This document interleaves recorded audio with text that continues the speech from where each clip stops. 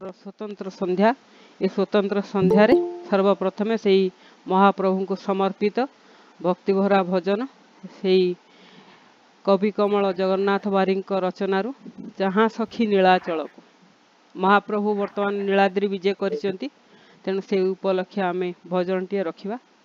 जहाँ सखी नीलाचल को जहाँ सखी नीलाचल को विचित्र कर्मा से ब्रह्मदारू को जहाँ सखी नीलाचल को बसाई मुक्तिर हाट हाटे बसी बिकुछि भात बसाई मुक्ति हाट हाटे बसी बिकुछि भात से महाप्रसाद कणिके पाइले भय नथिब तो जमदंड को जहाँ सखी नीलाचल को विचित्र कर्मा से ब्रह्मदारू को जहाँ सखी नीलाचल को भात डाली महुर खीरी अमृत ठू सुआद बड़ी भात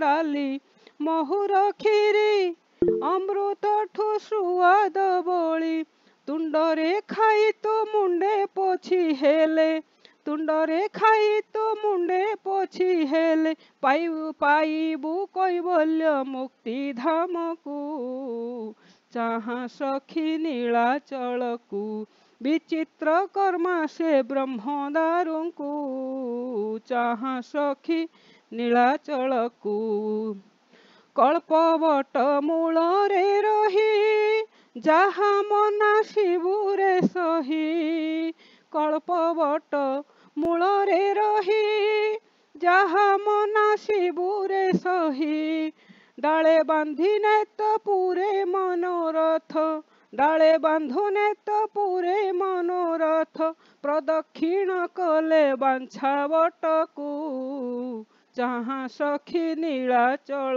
को विचित्र कर्मा से ब्रह्मदारू को जहाँ सखी नीलाचल को कांची गणनाथ को तुही दर्शन करिबु तही विमला कमला अष्ट सखी मेला मर्त्य वैकुंठ सुधा कुंड को जहाँ सखी नीलाचल को विचित्र कर्मा से ब्रह्मदारू को जहाँ सखी नीलाचल को भक्त हनु तार्क्ष्य अरुण सर्वदेवा देवी दर्शन भक्त हनु तार्क्ष्य अरुण सर्वदेव देवी दर्शन 22 पावछ मुक्ति पाहछ 22 पावछ मुक्ति पाहछ बोलिबु मुंडरे तार धूली को जहाँ सखी नीलाचल को विचित्र कर्मा से ब्रह्मदारू को जहाँ सखी नीलाचल को बसिथिब भूषंडिका को चतुर्भुज महानायक कीटु ब्रह्म जाए करुथिबे स्तुति चका डोलियार पद कंजकू जहाँ सखी नीलाचल को विचित्र कर्मा से ब्रह्मदारू को जहाँ सखी नीलाचल को दुबकु जे करई दारू जले भासे मंदर मेरू दुबकु जे करई दारू जले भासे मंदर मेरू से छंदा चरण पतित पावन शरण रखिबे काल काल को जहाँ सखी नीलाचल को विचित्र कर्मा से ब्रह्मदारू को जहाँ सखी नीलाचल को जहाँ सखी नीलाचल को। बहुत सुंदर भजन आपण को बहुत बहुत साधुवाद जनाऊँ जगन्नाथ करुणा आशीर्वाद आपण मो साहित्यिक कवि बंधु परिवार पर झरी पड़ू से सदा सदा बेले आम अतिथि आसन रे मुख्य अतिथि आसन रे बसुतांतु आमको करुणार बारी ढाली दियंतु। प्रणाम। जय जगन्नाथ। आगो को आगे ही नियंतु। बहुत बहुत धन्यवाद। से आमे भावरे भावरे शब्दरे शब्दरे गीतरे गीतरे आमे आज वर्तमान आमे जेते जन अछंती समस्ते सेई श्रीक्षेत्र रे पहुँची गले। 22 पाहाच डेई समस्त को दर्शन कले। शेषरे कल्पवटरे डोरी बांधिले आउ महाप्रभु को दर्शन करी पुणी फेरी आसिले आम एई साहित्यिक कवि बंधु परिवार रो अगणा को। आज कार्यक्रम स्वतंत्र कार्यक्रम रविवासरीय गल्प गजरा। आज कार्यक्रम रे आमे गल्प तो पढ़िबा ता पूर्वर से महाप्रभुंकर अनन्य भक्त हिसाब रे महाप्रभु को भल पाउथिबा ए परिवार भितर समस्ते महाप्रभु को तो भल पाती। तन्मध्यरु आम सहित उपस्थित अछंती वैज्ञानिक अरुण कुमार महापात्र महोदय जी तेलंगाना सुदूर तेलंगाना महाप्रभुंकर स्नान यात्रा गुंडीचा यात्रा आउ नीलाद्रि विजय सारी बर्तमान रथ थोई देकी आसिकी पहुँची आउ स्वागत जनइबी। आज स्वतंत्र गल्प गजरा 2 पद कथा रखिए तापर आमे आज गल्प आसर को जीवा। सुस्वागत भाई सुस्वागत। जय श्री जगन्नाथ। समस्त को पुणी शुभ संध्या। से प्रति ओडियार पूज्य उत्कलर मौड़मणि जगन्नाथ को मोर कोटि कोटि प्रणाम। प्रकृत रे तांकर इच्छा नथिले इंगित नथिले इशारा नथिले डोरी लागी नथिले हुए तो तांक पाखु कहीं जाई पारंती नाही। तेणु केते दिनी से सुजोग देइछन्ति तांक चरणामृत पाइबा पाई किछि सेवा करिबा पाई से जहा भी हो सी निश्चित भावे पूज्य नवश्य एवं सब बेले जेंगे प्रणत भौणी कहती सी जेते बेले आमर एठी माने मुख्य आसन रे बसी जानती तान आमे समस्ते खूब खुशी रे एवं प्रायतः आमर समस्त जंजाल छाड़ी दी सब जंजाल तांको ऊपर छाड़ी दी आमे खूब उन्मुक्त हो जाऊ एवं समस्ते खुशी रे एवं आमर से गप आसर हो बा कविता आसर हो बा भगवती आसर हो से जहाँ भी हो सबुथरे आमर सांस्कृतिक सामाजिक आमर आध्यात्मिक सब आसर रे सी आम पाखरे अछंती आमर पथ प्रदर्शक एवं तांको मार्ग प्रदर्शक निश्चित जे जहाँ भी हो आज भी आमे सेई भली प्रति सप्ताह भली बा आम ये गोटे आनी आमर एक आसर आज आमर एक गप आसर मु तो कौन गप लेखे नहीं भी जानी साहित्य को भल पाउथवा मनुष्यटी आपण माने बहुत गप लेखती भल गप लेखती गपर धारा जानी आमे क्षुद्र गल्प लेखती अणुगल्प लेखती धाड़िकिया गल्प लेखती मु मझे थे 2 धाड़िया गप भी लेखी चाहिए आपन को जनइबी। तेणु से जहाँ भी हो आपण मानू शिखुवा मनीषटी साहित्य को भल पाए साहित्य बा निजर मातृभाषा शुणिले खूब खुशी लगे। तेणु से भली किसी मनीष को एकाठी करने जगन्नाथ को माध्यम आम गढ़ी एक अनुष्ठान। तेणु यह भी निश्चित मातृभाषा एक प्रयास दिन जो 80 परिवार को नहीं आम अनुष्ठान आरंभ कर 26 वर्ष पूर्वे आज आम 30 परिवार से प्रायतः कहीं से गछर मंजू फुटा मनीष भाग भितर आम 2-3 जन समस्ते केवल फल फूल एवं शाखा प्रशाखा को देखी मनीष मैंने वर्तमान। तेणु से गछ को बढ़ा मंदिर होता पानी होतार कष्ट हुए तो कहीं अनुभव करना किंतु से फल पुष्प को देखिए आनंदित होती भगवान आशीर्वाद। तेणु से भाई आम भी ये अनुष्ठान जिते बड़े आम अच्छा अनुष्ठान खूब क्षुद्र आम देखी बहुत लोग देखी तार बालुत अवस्था देखी तार हस देखी तार बोलिबा चाल देखी सी चाली शिखा समय पढ़ा उठेबा आम भी देखी। बर्तमान आज सी प्राय छोट शिशुटी है कुनि कुनि पादर चली भल मनुष्य हम भल मनुष्य हम या निश्चित भाव आशा कारण ता पछपटे ठिया जगत ठाकुर एवं आपण मान भली बड़ बड़ मान समस्त आशीर्वाद अच्छी। तेणु मु अधिक किसी कथा कहूनी आम पढ़ा शुणा शिखा आमर ये जो अनुष्ठान लक्ष्य शिखा और शिखेबा न्याय आम आगे को बढ़ती ये कई बड़ नुहति कई छोट नुहति ସମସ୍ତେ ଆମେ ପ୍ରଥମରୁ ଆମେ ଏହା କହିଛନ୍ତି ଏବଂ କେତେ ଦୂର ସତ୍ୟ ମୁଁ ଜାଣିନି, ମୁଁ ବି କଥା ପ୍ରତିଥର କହେ ଆମେ କ୍ୱାଣ୍ଟିଟିରେ ନୁହଁ କ୍ୱାଲିଟିରେ ବିଶ୍ୱାସ କରିବା। ତେଣୁ କିଏ ଆସୁ କିଏ ନ ଆସୁ ଆମେ ଯେହେତୁ ଏକ ମହତ ଉଦ୍ଦେଶ୍ୟ ନେଇ କାମ କରିଛନ୍ତି, ତେଣୁ ସେ ଉଦ୍ଦେଶ୍ୟକୁ ମାନେ ପାଥେୟ କରି ଚାଲିବା। ତେଣୁ ଆଉ ମୁଁ ସମୟ ନଷ୍ଟ କରୁନି, 7ଟା 17 ହେଇଗଲାଣି। ତେଣୁ ଆମେ ଗପ ଶୁଣିବା, ଗାଳ୍ପିକ ମାନେ ନିଜର ମନୋଭାବ ବ୍ୟକ୍ତ କରିବେ। ଏବଂ ମୋର ଗୋଟିଏ ବି ସମସ୍ତଙ୍କୁ ଅନୁରୋଧ, ସମସ୍ତେ ଗପ ଶୁଣିଲା ପରେ ଅନ୍ତତ ପକ୍ଷେ କିଛିଟା ମତାମତ ଦେବା ପରେ ବି ହଉ, ଯାଦ୍ୱାରା କି ଗାଳ୍ପିକ ଟିକେ ଖୁସି ହବ ଯେ ମୋ ଗପଟା ସମସ୍ତେ ଶୁଣିଛନ୍ତି। ତେଣୁ ସେଇଟା ନିଶ୍ଚିତ ଭାବେ ହେଲେ ଗାଳ୍ପିକ ଟିକେ ଖୁସି ଲାଗିବ। ନହେଲେ ସିଏ ଆସିବେ ପଢିବେ ତଳେ ପଳେଇଯିବେ, ସେ ବୁଝିପାରନ୍ତିନି ଯେ ଅନ୍ୟମାନେ ଶୁଣୁଛନ୍ତି କି ନାହିଁ। ତେଣୁ ସେ ଯାହା ବି ହଉ ଅନ୍ତତ ପକ୍ଷେ ଦିପଦ କଥା ଖରାପ ଲାଗିଲେ କହିଲେ ବି ମତେ ଲାଗେ କିଛି କେହି ଖରାପ ଭାବିବେ ନାହିଁ, କାରଣ ଆମେ ସମସ୍ତେ ନିଜର। ତେଣୁ ବାପା ମା ଛୁଆକୁ ବାଡେଇଲେ ପିଲା ସାମୂହିକ ଭାବେ ରାଗି ଯାଆନ୍ତି, କିନ୍ତୁ ତାପରେ ବୁଝିବ ଯେ ମତେ ବାପା କାହିଁକି ବାଡେଇଲେ। ତେଣୁ କିଛି ଖରାପ ନାହିଁ, ଆମେ ଏଇଟା ଅନ୍ତରଙ୍ଗ ଆମର ନିଶ୍ଚିତ ଭାବେ ପାରିବାରିକ ସଭା।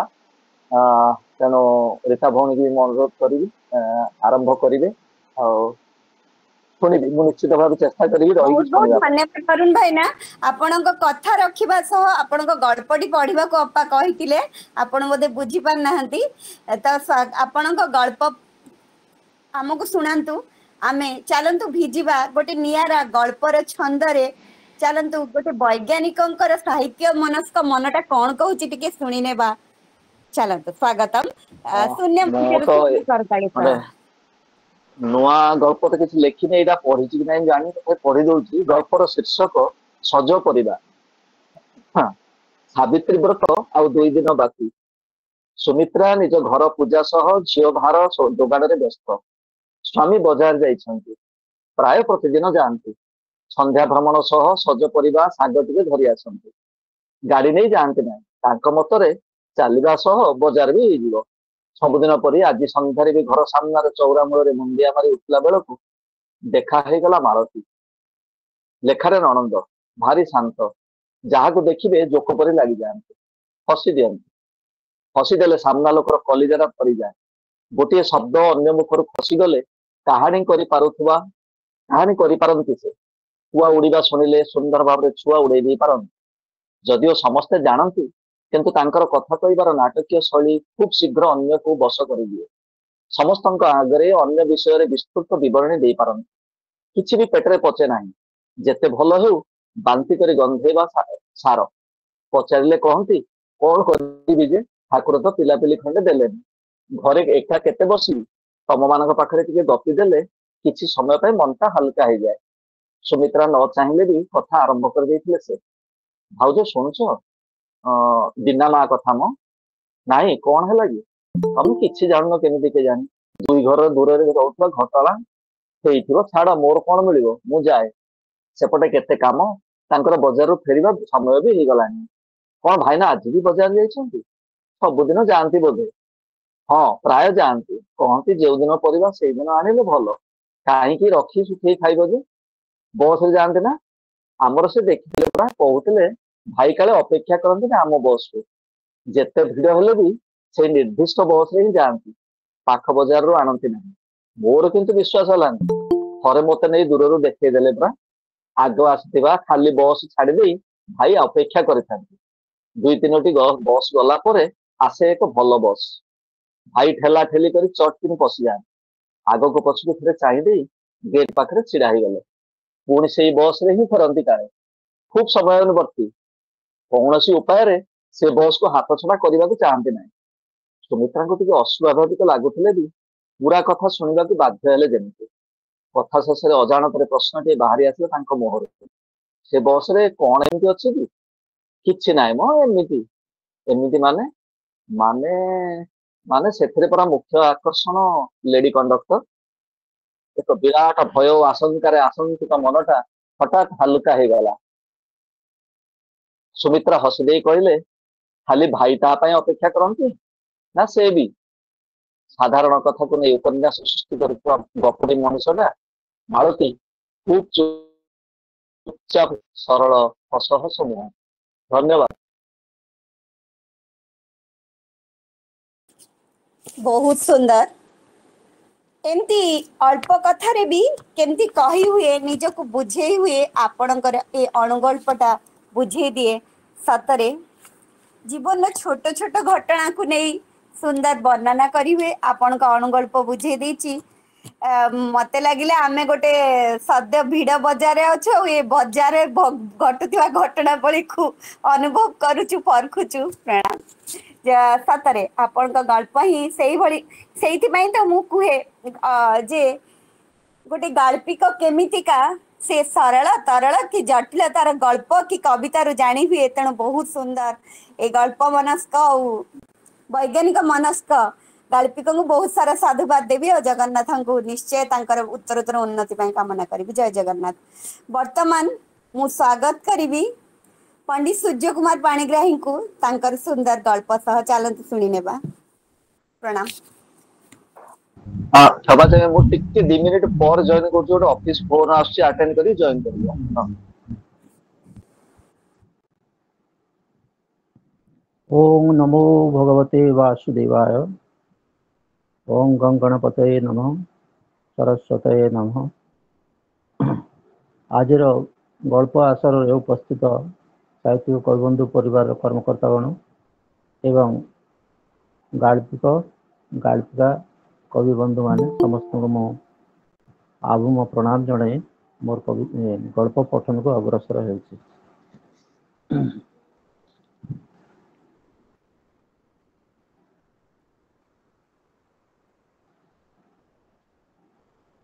सेदिन थिला देवस्नान पूर्णिमा 2025 मसीहा जून मास 11 तारिख बुधवार। स्नान वेदी चतुर्धामूर्ति विराजमान करी भक्तजन को दर्शन देवे। सांसारिक जंजालग्रस्त जीवन में पूरी जगन्नाथ धाम को रथयात्रा अवा स्नान यात्रा को जावाक तो केबे सुजोग जुटिला नहीं। स्थान भिन्न भिन्न हेले कौन है ठाकुर तो एका। यही भावना नहीं सूर्यकांत बाबू प्रति वर्ष पर अभिनव श्रीक्षेत्र स्वर्णगढ़ मुर्सिंग जाई दर्शन कर आसवाई मन में प्रबल उत्कंठा। निज स्कूटी धरी बाहरी पड़े घर समय अपराह 2टा। प्रचंड खरा हेतु गाँ दाण्ड सुनसान। अल्प बाट गला परे बाम पार्श्वर गोटे घर बिराड़ीटे बाहर रास्ता काटू डाहाण पार्श्व गोटे घर को पशिगला। सूर्यकांत बाबू बड़ अड़ुआरे पड़गले। से शुणी यात्रा समय बिले रास्ता काटिले किसी अघटन घटी थाए तथापि खातिर नक आगे चलिले 2-3 मिनिट रास्ता बाटरे हनुमान मंदिर पड़ा सेठी दर्शन कर पुणी आगेली। सेठी पहुँचला परे स्कूटी रखिदे बरगछ आम गछ और निम्ब गछर निगंच सुशीतल छाई तले अन्यान्य भक्त मान गहन बसी झाड़ मारुमरु आस्ते आस्ते आकाश मेघाच्छन्न हो शीतल पवन बहिबा आरंभ है। एति बेलू 108 कलश सुबासित पवित्र तीर्थ जल गरुड़ स्तंभ निकट में सजाड़ी रखा जाए। तापरे घंट शंख काहाड़ी संकीर्तन खोल ताड़ नादरे गगन पवन मुखरित हो उठू थाए।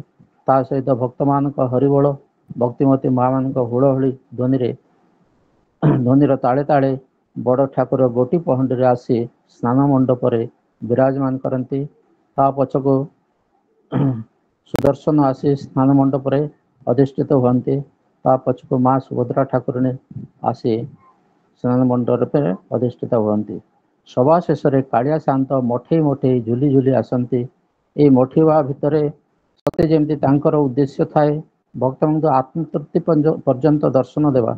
पहुँची जाती स्नान वेदी से ही समय से ही परिवेश आनंदमय हो उठे। भक्त मान मनर भाविक आनंद उल्लास अवर्णनीय।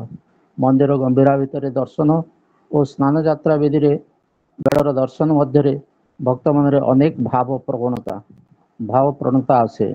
भक्त माने भगवान दर्शन और स्पर्शन फल भक्त और भगवान एकाकार हो जाते। आहा से सौभाग्य क्या मिले। यापर पुणी घंट शंखनाद और संकीर्तन सहित से 108 कलश सुवासित पवित्र तीर्थ जल को 108 भक्त गोटे धाड़ी आसी गोटी गोटी कर चतुर्धामूर्ति सम्मुखें रखा जाइथिबा दर्पण रे ठाकुर मानकर प्रतिबिंब गोटी गोटी कर कलश ढाली स्नान करागला। आश्चर्य लगिला एते बेल जाए आकाश मेघचन्न थिला।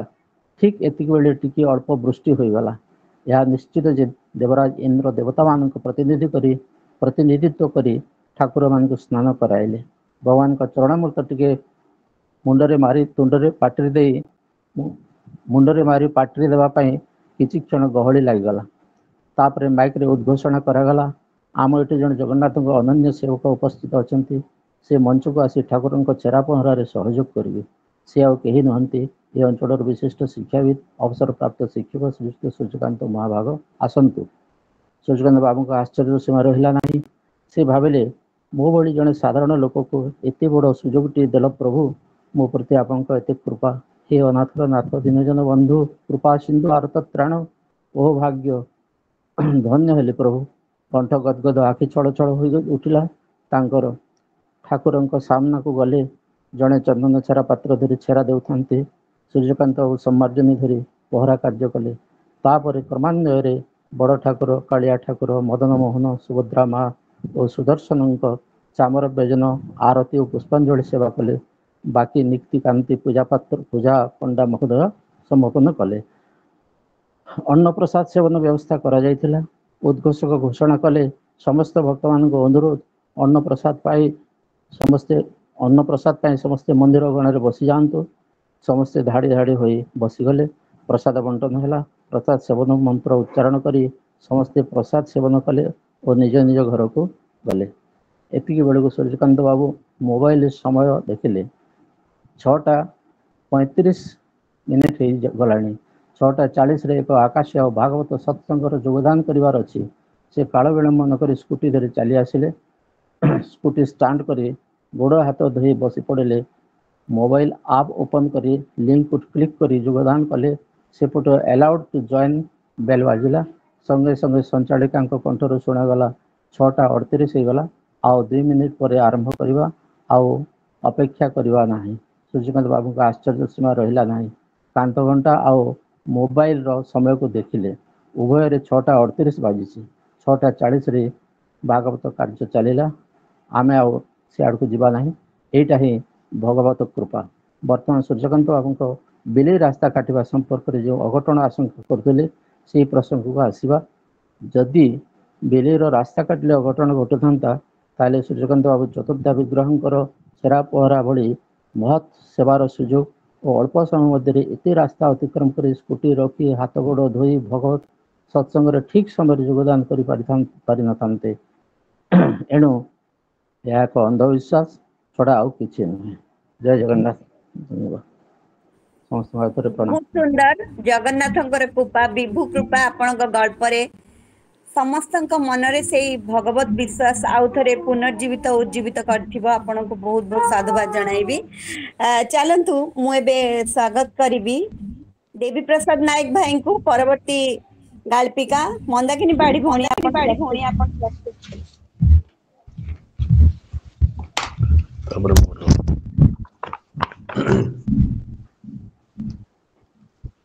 आजिर ए वर्षा स्नात संध्या आसर रे साहित्यिक कविबंधु परिवार समस्त सारस्वत साधक मानू मोर भूमिष्ठ प्रणाम। प्रणति अपा पुणी थे प्रणाम करुच्ची। तांकरी जोगु कहवा गले मु गल्प कौन जानी नथिली किंतु गल्प लिखुची। प्रकृत रे ए आसर जोगु ही मु किसी गल्प लिखुची जहाँद्वारा कि मोर किसी से गल्प गुड़िक पत्रिका रे भी प्रकाश पाउची। केवल तार श्रेय देवी निश्चिंत प्रणति भौणी को बहुत बहुत धन्यवाद। तेणु मोर आज गल्प शीर्षक होची दुष्टामीर सीमा टपी गले। ये गल्पटी निश्चित एबे निकट लिखी एवं आमर आम कुनाकुनी जोटा त्रैमासिक शिशु किशोर पत्रिका रे बाहरी दुष्टामीर सीमा टपी गले। पहाड़ तले पल्ली गाँटी खूब निकटरे कुड़ुकुड़ु नादरे क्षुद्र झरणाटीए बही जाउथाए। गाँर लोक संख्या खूब कम तथापि अनेक वृत्तिधारी लोक एठारे बसवास करते। किए कृषि काम करे, किए माटी काम करे, किए काठ काम करे तो किए बारिक काम करिथाए। एमिति समस्ते किछि ना किछि कौलिक वृत्ति को धरी चलुथांती। प्रतिदिन से गाँ को दुष्ट हनुटी आसे और तार नखरामी देखाई चली जाए। ता दुष्टामी लोक मैंने नाही नथिबा हैरान हुअंती। हनु बाड़ी घरे पशि पनीपरिबा ठारू आरंभ करी शाग मामुरी जाए सबू नष्ट कर दिए। लोके ताकू जेते बाधा देबा पई चेष्टा कले मध्य पारंती नाही। हनु चालाक रे खसी जाए। से दिन थाए रविवार। निधि बारिक ता मुठी पसरा मेली लोकंक चुटी काटू थाए। दुष्ट हनु आसिला और निधि बारिकर नुआ दर्पणटी को लुचाई आनी मुह देखु थाए। हठात निधि बुढ़ा रो नजर पड़गला। ताकू घोड़ेवा को चेष्टा करिबारु हनु दर्पणटी फिंगी देई प्रधान घर छात उपर को मारला डिया। बिचरा निधि बारिकर नुआ दर्पणटा भांगीगला। आउ दिनकर कथा दिहुपर खरा। सना दास ता झियो घर को सावित्री भार नेबा पई बाहरी थाए। ता भार सजेई घर भीतर को जाई थाए। हनु कोउठी थिला केजाणी आसी ता चपल रु पटे धरी मथान उपर को छु मारिला। बिचरा सना दास करिवो कोन? खरा बढ़ी बढ़ी जाऊ थाए। जीव केमिति? सना जेते काकुति मिनती हेउ थाए हनु शुणिबाकू नाराज। उल्टा खी काँ करी बुढ़ा को खिंकारी हेला। एमिति प्रत्येक दिन हनु आसे और किछि ना किछि कांड करि दिए। दिनकू दिन तार दुष्टामी बढ़िबाकू लागिला। हठात दिने हनु तार दलबल धरी बड़ी भोर गाँ मुंड बुढ़ा बरगछ मूलकू गुळे हाजर। सेठारे तार चगलामी आरंभ करदेले। किए कहा चाल उपर चढ़ी जाउଥାଏ तो आउ किए घर भीतर को पशि कौन ना कौन उठे आणु थाए। ठीक एतिकी बेले हनुर नजर पड़ला काठ गदा उपरे। पूर्व दिनरू दिना बढ़ई सेठारे काठ काम आरंभ करी जाई थाए। सेठारे से एक काठ चिरा काठ मझिरे काठटिए खिल बाड़े घर को जाई थाए। परे आसी खिल उठाई काम करिवो। हनु से चिरा काठ उपर को डिया मारिला। से गाँर हरिप्रधान बेले बेले काठ चौकी पर बसी गाँ कली कजिया निशाप करती और दोषी को हाथ हलाई तागिद करती। ए सब दृश्य पूर्वर हनु नजर रे पड़ी। तेणु एठारे चिरा काठ पर बसी हरिप्रधान परी हाथ हलाई तार साथी माकड़ मान केते कौन खेँ खाँ हेउथाए। साथी माकड़ माने मध्य ता आगरे चगलामी करुथांती। एसबू हनु बरदास्त कर न पारी सेमानकु दंड देवा पई भाबिला ओ काठरू खिलटा टाणी आनी गोटे मांकड़ ऊपर को फिंगिदेला। एइठु आरंभ होला हनुर दुष्टामीर शेष दृश्य। या भितरे हनुर लंबा लांजटी से चिरा काठ मझिरे पशि जाइथिला। हनु को पछको चाहि देखे तो ता लांज जाई काठ मझिरे जाब पड़ी जाइछि। हनु जेते टणा अटरा कला किछि सुफल हैला नाही, मिलिला नाही। बरम टाणीमा फल बेसी चापी हेउ जाउथाए। दुष्ट हनु भारी कष्ट होउथाए। साथी माने एसबू चाहूथांती किंतु किछि करि पारु नथांती। क्रमे संध्या हेबाकू लागिला। साथी माकड़ माने समस्ते चाली गले। हनु बिचरा सेमिति सेठारे एकाकी बसी थाए। केही हेले जणे ताकू साहाय्य करबाकू आसु नथांती। संज जाए राति हेला सबुआडे सुनसान। तार जंत्रणा बेलकू बेल बढ़ु थाए।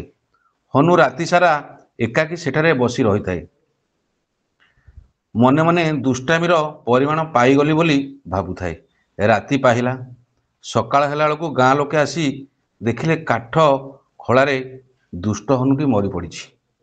लोक माने जेते खुशी हेउथिले ताठारु बेसी मन दुख प्रकाश करुथिले। से माने कुहाकुही हेउथांती बिचार हनुटीर प्राण अकारणे चलीगला। धन्यवाद।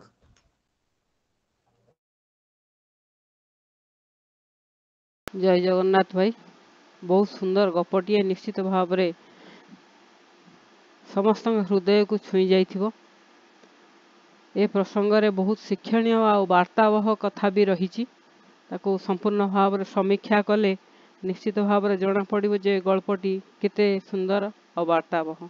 जहाँ भी हो आमे ଆପଣଙ୍କୁ ନିଶ୍ଚିତ ଭାବରେ ଅଶେଷ ଅଶେଷ ଧନ୍ୟବାଦ ଜଣାଇବୁ। ଏଇଭଳି ଭାବରେ ଗଦ୍ୟ ସାହିତ୍ୟର ବିକାଶ ହଉ, ଆଉ ଗଦ୍ୟ ସାହିତ୍ୟ ରଚନା କରି ଚାଲନ୍ତୁ।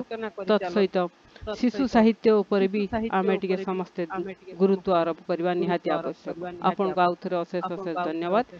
ବର୍ତ୍ତମାନ ଆପଣଙ୍କୁ ମଧ୍ୟ ଧନ୍ୟବାଦ। ଧନ୍ୟବାଦ, ବହୁତ ବହୁତ ଆପଣଙ୍କୁ ଧନ୍ୟବାଦ। ମଧ୍ୟ ଆଜ୍ଞା।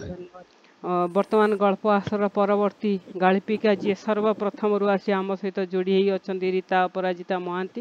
ଆଉ ସମସ୍ତଙ୍କୁ ସେ ଅତି ସୁନ୍ଦର ଶବ୍ଦର ଏ ମହମହ ବାସ୍ନାରେ ସମସ୍ତଙ୍କୁ ଆପଣାର କରି ନିଅନ୍ତି। ମୁଁ ଅନୁରୋଧ କରିବି ରୀତା ଭଉଣୀକୁ ସେ ପରବର୍ତ୍ତୀ ଗଳ୍ପଟି ପାଠ କରିବେ। ସୁସ୍ୱାଗତ। ବହୁତ ବହୁତ ଧନ୍ୟବାଦ ଅପା। ଆପଣଙ୍କର କଥା ନିଶ୍ଚୟ ସବୁ ଲୋକଙ୍କ ମନରେ ପ୍ରେରଣା ଦିଏ। ଆପଣ କେତେ କାହାକୁ ଗାଳ୍ପିକା ଆଉ କବି କରିସାରିଲେଣି, ତ ନିଶ୍ଚୟ ଆପଣଙ୍କର ଏଇ କଥା ସ୍ୱର୍ଣ୍ଣାଭ ଅକ୍ଷରରେ ଲିପିବଦ୍ଧ ହବ। ଚାଲନ୍ତୁ ଛୋଟ ଗପଟିଏ ଶୁଣି ନେବା। ଜୀବନର ଦୋଛକିରେ ଏପ୍ରିଲ ମାସର ଟାଣା ଖରା ଦିନ ଦ୍ୱିପହରେ ଏ ମାସରେ ଏ ସହରଟା ଯେମିତି ଢୁଳେଇ ପଡିଛି। ରାସ୍ତାଘାଟ ସବୁ ସୁନସାନ। ଗୋଟେ ବଡ ଲଗେଜ ଧରି ଫ୍ଲାଇଟରୁ ଓହ୍ଲେଇଲେ ଘନଶ୍ୟାମ ବାବୁ। ଗୋଟେ କ୍ୟାବ ବୁକ୍ କଲେ ପାରାଦୀପ ଯିବାକୁ। ଆଉ ବସ୍ କି ଟ୍ରେନରେ ଯିବାକୁ ଦେହ ସହଯୋଗ କରୁନି। ବହୁତ ଦିନ ଆମେରିକାରେ କଟିଲା।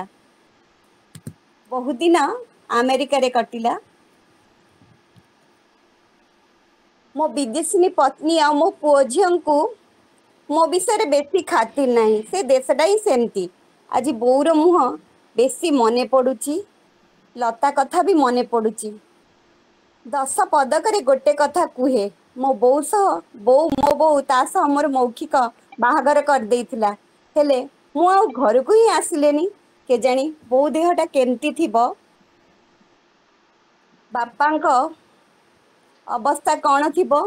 ମୁଁ ସିନା ପଇସା ପଠେଇ ଦିଏ। ପଇସା କ'ଣ ସବୁ ସମସ୍ୟା ସମାଧାନ କରେ। ମୁଁ ମୋ ପତ୍ନୀ ମିକିକୁ ପଚାରିଲି, ମୁଁ ଭାରତକୁ ଫେରିବାକୁ ଚାହେଁ। ଆଉ ମତେ ଏଠି ଭଲ ଲାଗୁନି। ତମେ ଆସିବ? ସେ ମୋ ମୁହଁ ଉପରେ ମନା କଲା।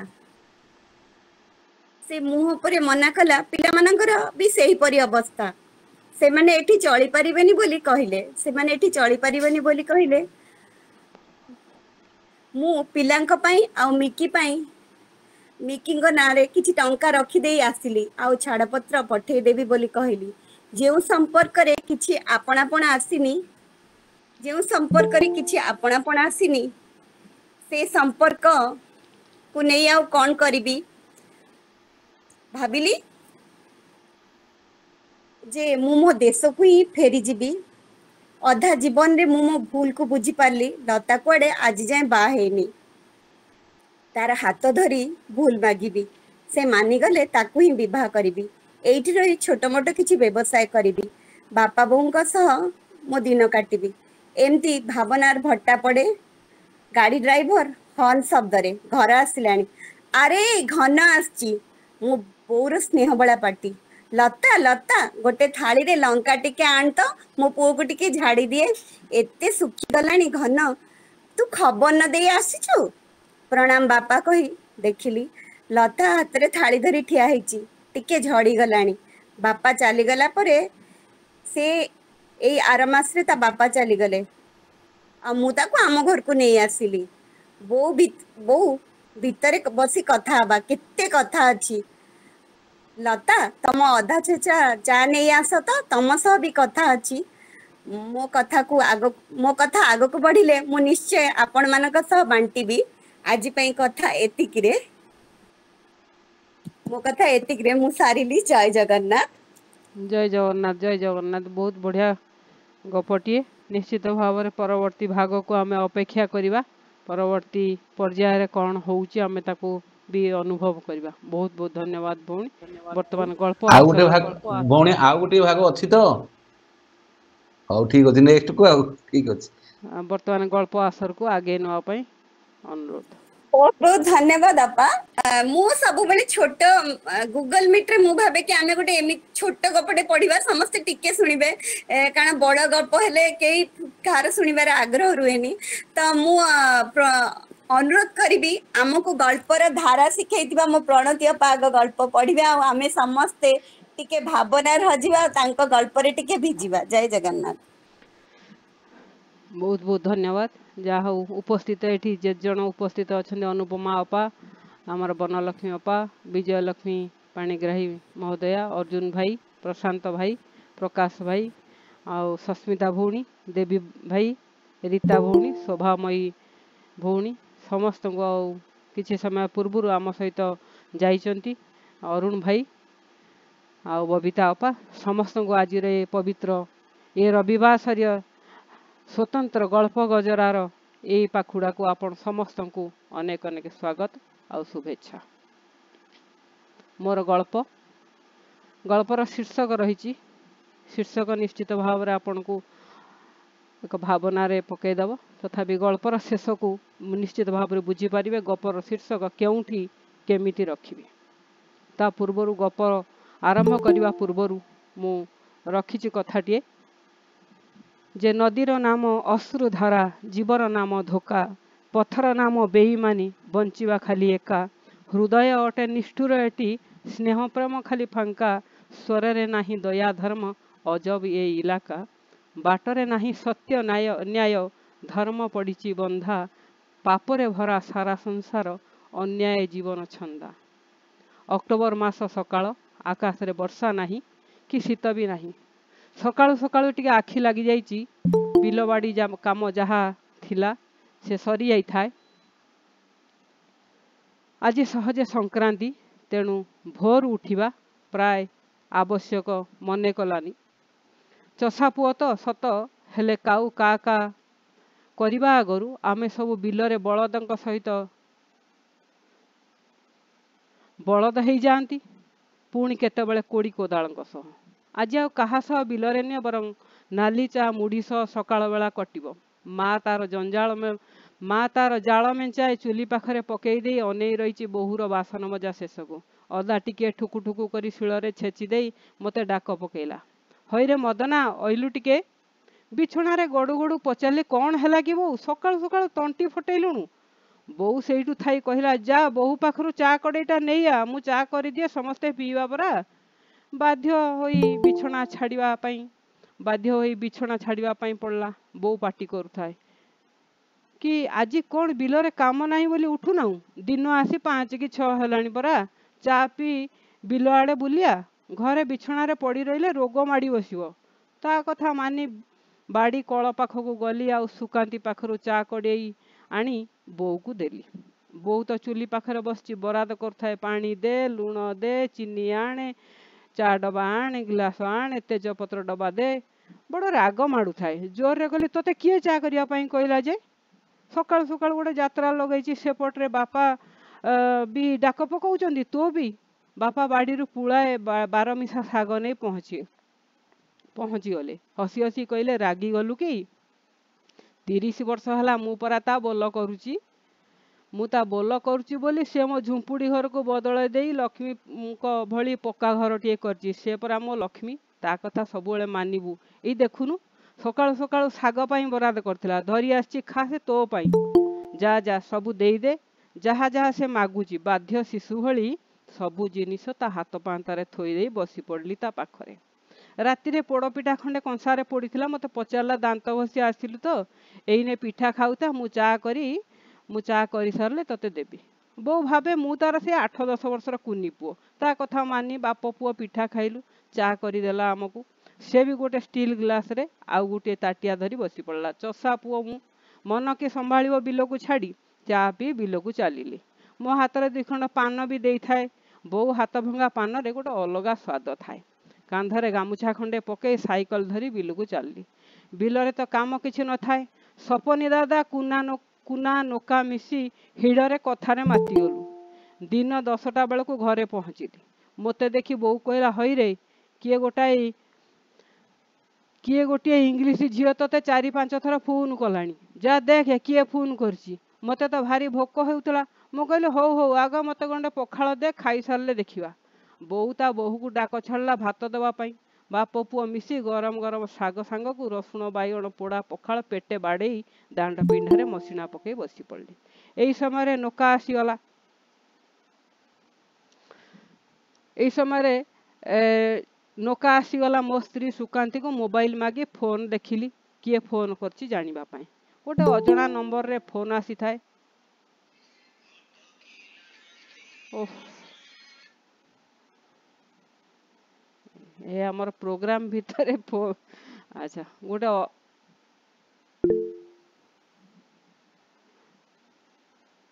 अजଣା नंबर रे फोन आसी थाए थरे नुहे चारि चारि थर फोन लगेली सेपटू जने महिला कंठस्वर कौन सब इंग्लिश हिंदी रे झाड़ी पकेला मु किछि बुझी पारलिनी हेले टिके टिके बुझिली सबु बुझी पारलिनी मोर तो पढ़ा घर 10ମ पाखरु बंद भल पाठ हेउ नथला बोली आगो को जाई पारिलनी बिलरे बेळ गला फोन टाकू नोका को देली कथा हवा पई से गुजरात रे चाकरी करे तो केते केते समय कथा होई फोन काटला कहला अबे हेई तोते कोउठु गोटे डॉक्टर संबर्धना मिलिबो बोली फोन आस्तिला हाँ से कहूला अमेरिका विश्वविद्यालय बोली जनवरी मासरे भुवनेश्वर रे दिया जिवो तू कोउठु कोउठु सब कौन मानपत्र पाइजु ता व्हाट्सएप रे तांकू पठेई देबू 15 दिन समय अछि ता भीतर पठेबू नोका कथा सुनी बड़ ताजुब हेली मु हयो डाक्टर संबर्धना किए मु किए मते काहे के सो मिलिबो नोका को सब कहिली आउ थरे फोन करिया पई से भी फोन कला मु कुआडे भल लेखे गाए भल चाष करे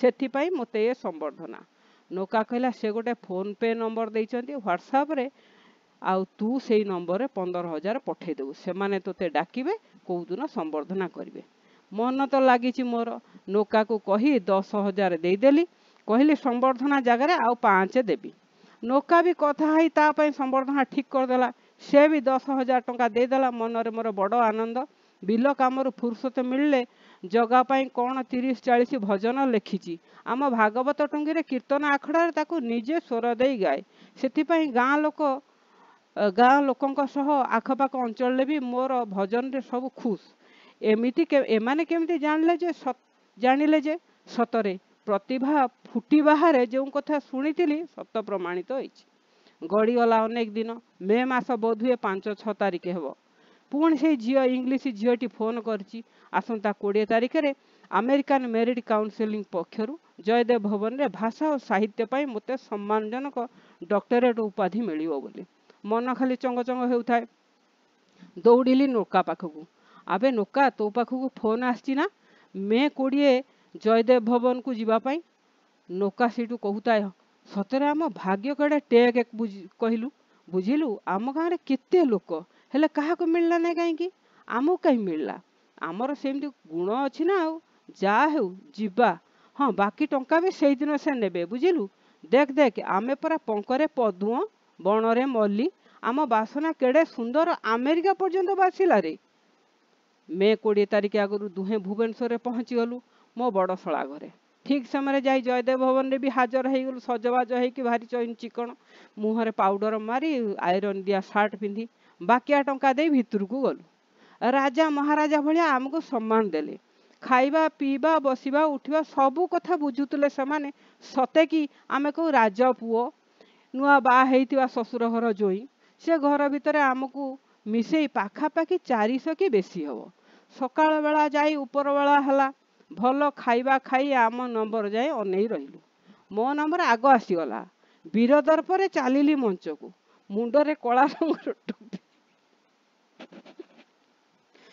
मुंडरे कला रंगर टोपी देहरे गोटे कोट हाथ रे ट्रॉफी मेडाल 3टा मानपत्र एमिति केते कोन भारी भलो लागुता भली की भली फोटो उठाउतले जणे मनटा मोर सते कि सेतेबेले स्वर्ग राज्य रे उडुथला सब उडा हाथ रे धरी तळको ओल्हेली नोका भी मो भलिया केते जिनिस पाइला सब उडा धरी आमे दुहे केते केते कोन फोटो उठेलु आउ न उठेबु केमिति जे समस्त को पुणी देखेबु ना आउ पाखापाखि 40 खंडे फोटो उठेकी फेरिलु बस रे घर को आउ गलु नाही पूर्व दिन राति रे रहितिबा संपर्कियंक घर को एते जिनिस पाइचु काले से मते मिलथिबा जिनिस पत्र गोटे अधे रखी देबे संपर्क दृष्टि किछि कहि परिबि नाही एणे मन उणा हेउतिबो पेटे तो खाइचु खाइबा चिंता मोटे नाही तेणु गाड़ी धरी राति 11 बेल को घरे हाजर हे गलु आनीथिबा मानपत्र मेडाल ट्रॉफी सब गोटी गोटी करी बापा बो सुकांती समस्त को देखेली मु कहूथाए समस्त को मु कहूथाए समस्त मो फोटो देखी देख बापा ये जी मत संबर्धना कर जड़े बहुत बड़ लोक से जड़े जगन्नाथ संस्कृति गवेषक बड़ प्रोफेसर सबु जगार परा मुख्य अतिथि तांको पाखरे आउ जी जड़े ठिया होती से परा अमेरिकार लोक दम थिला लोक केवल ये सब पाए मो संबर्धना बेले नौका सबू फोटो उठेइतिला बस रे बसिला बेले ता फोटो मु मो मोबाइल ताकू देली एवं से भी मो फोटो सब मो मोबाइल को पठेइतिला से सब देखि बापा बो सुकांते भारी खुशी होते कहीं मो बो कहला मो पुओटा परा साहेब भलिया देखा होची भगवान ता भाग्य रे केते सुख लिखिथिले बापा गोटी गोटी करी जिनस सब देखु थांती ताकू गेल करूथांती राति अध जाए तो आम घर यही बेपार आउ राति पाहिला बेलू तरबर रे उठी धाइले नौका घर को गत रातिर कथा मंच उपर कथा फोटो आउ सबु परे फोटो आउ सबु परे तांको घरे काली राति सारा काले सोई नांती आज ता ससुर घर लोके होटेल गोटे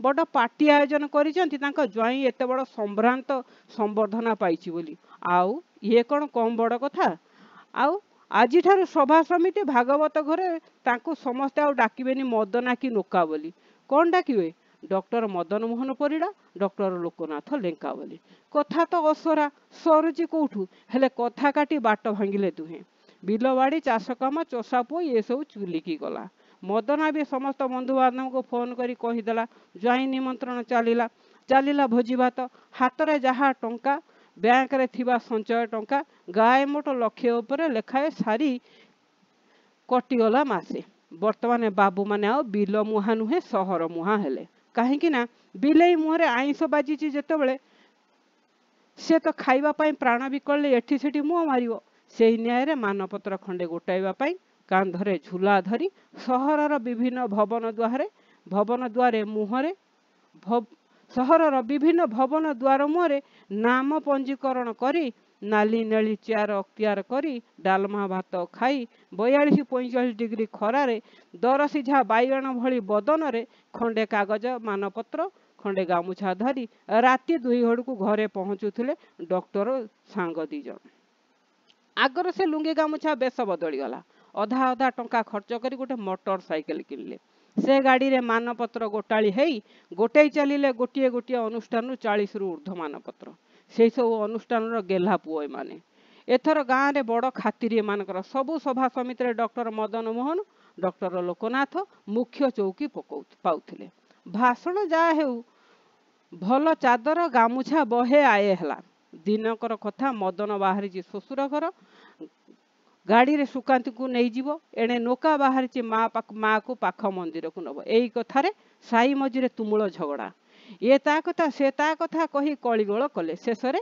केही कुआडे न जाए पंचायत बसईदेले पंचायत फैसला न करि परिवारु थाना जाए कथा गला आज्ञा मोर गपटी बड़ निश्चित भाव में मु अनुरोध करी आपण मान को निश्चित गपटी भल लगुव शेष पर्यंत निहाती अपेक्षा करिया मते क्षमा करिवे निहाती शेष रे केही कुआडे न जाए पंचायत बसैले पंचायत फैसला न करि परिवारु थाना जाए कथा गला पुराना गाड़ी हिसाब रे जड़े मेकानिक मात्र 30,000 रे गाड़ी किणी नेले पुलिस नेला 10 बाकी दुहे 10-10 बांटी नेले से दिन ठारू 2 बंधुक भितर तिक्तता लगी रहा दुहे दुही कुगुण कुहाकुई हेले एणे खबर कागज मानक डॉक्टर उपाधि पाई विभिन्न बुद्धिजीवी माने विराट विराट स्तंभ लिखि चलले ए कथा संस्कृति मंत्री कान पड़ी मुख्यमंत्री पर्यंत कथा गला आरंभ है खोलताड़ धुआमूला अधुआमूला बछा है विभिन्न गवेषणा करी विश्वविद्यालय मानक पाइथिबा डॉक्टरेट डिग्री छाड़ीदेले अन्य सबु मानपत्र अकामी बोली सरकार घोषणा कले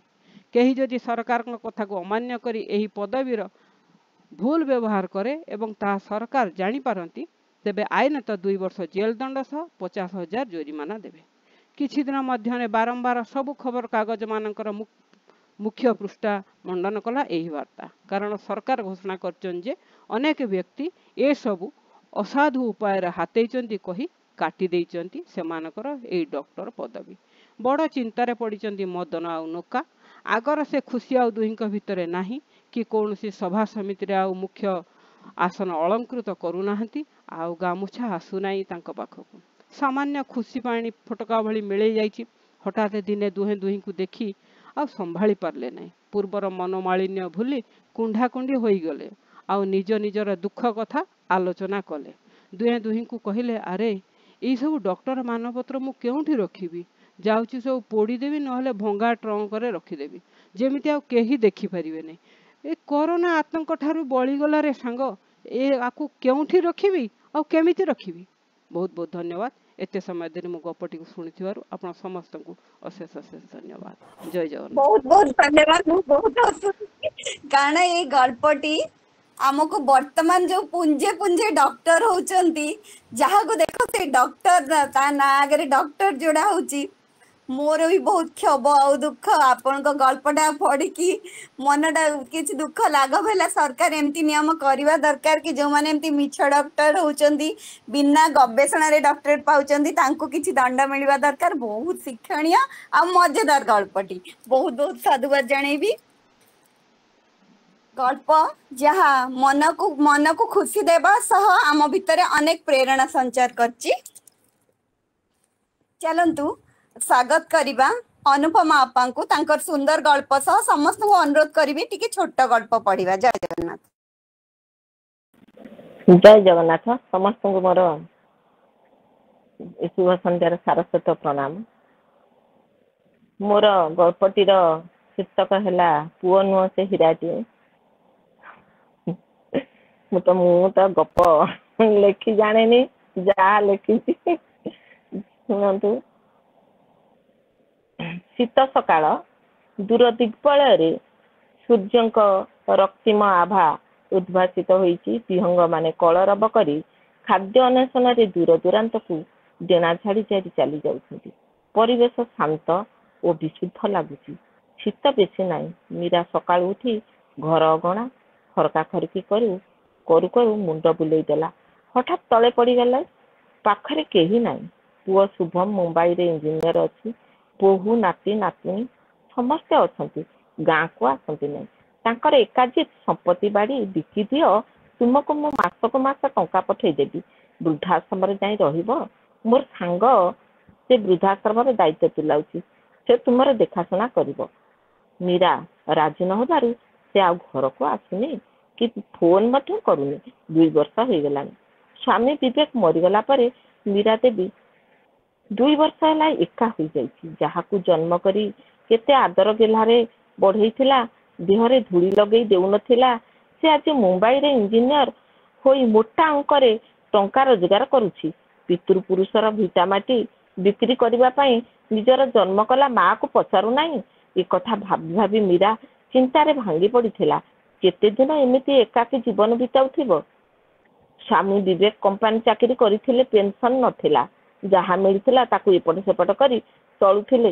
ଧାନ ଜମି ସେମିତି କିଛି ନାହିଁ। 2-4 ଗୁଣ୍ଠ ଜମି ଅଛି, ସେଥିରୁ ଯାହା ପାଏ ଚଳି ହୁଏନି। ବାଡ଼ିର ନଡ଼ିଆ, ଆମ୍ବ, ପଣସ ଯାହା ଫଳ ଫୁଲ ବି ବିକ୍ରି କରି କଷ୍ଟେମଷ୍ଟେ ଚଳେ। ପଡ଼ିଯାଇ ଆଉ ମୀରା ଏମିତି ଖରକା ଖରକି କରିକିନି ସେ ଚେତାଶୂନ୍ୟ ହେଇଯାଇଛି। ପାଖ ପଡ଼ିଶା ଘରର ବୋଉ ଶାନ୍ତି ତାଙ୍କ ଘରର ସମସ୍ତଙ୍କୁ ହାଉଳି ଖାଇକିନି ଡାକିଲା। ତାଙ୍କ ଘରର ସମସ୍ତେ ନିଦ ଭରା ଆଖି ମଳମଳ କରି ଦୌଡ଼ି ଆସିଲେ। ଯେତେ ପାଣି ଛାଟିଲେ ଚେତା ଫେରିଲା ନାହିଁ। ଆମ୍ବୁଲାନ୍ସ ଡାକି ଡାକ୍ତରଖାନା ପଠେଇ ଦେଲେ। ସାଙ୍ଗରେ ତାଙ୍କ ପୁଅ, ପଡ଼ିଶା ଘରର ପୁଅ ଯାଇଥିଲା। ସେ ଡାକ୍ତରଖାନାରେ ଆଡମିସନ କରି ଦେଇ ଘରକୁ ନିତ୍ୟକର୍ମ ପାଇଁ ଆସିଥିଲା। ମୀରା ଦେବୀଙ୍କର ସଙ୍ଗେ ସଙ୍ଗେ ଚିକିତ୍ସା ଚାଲିଲା।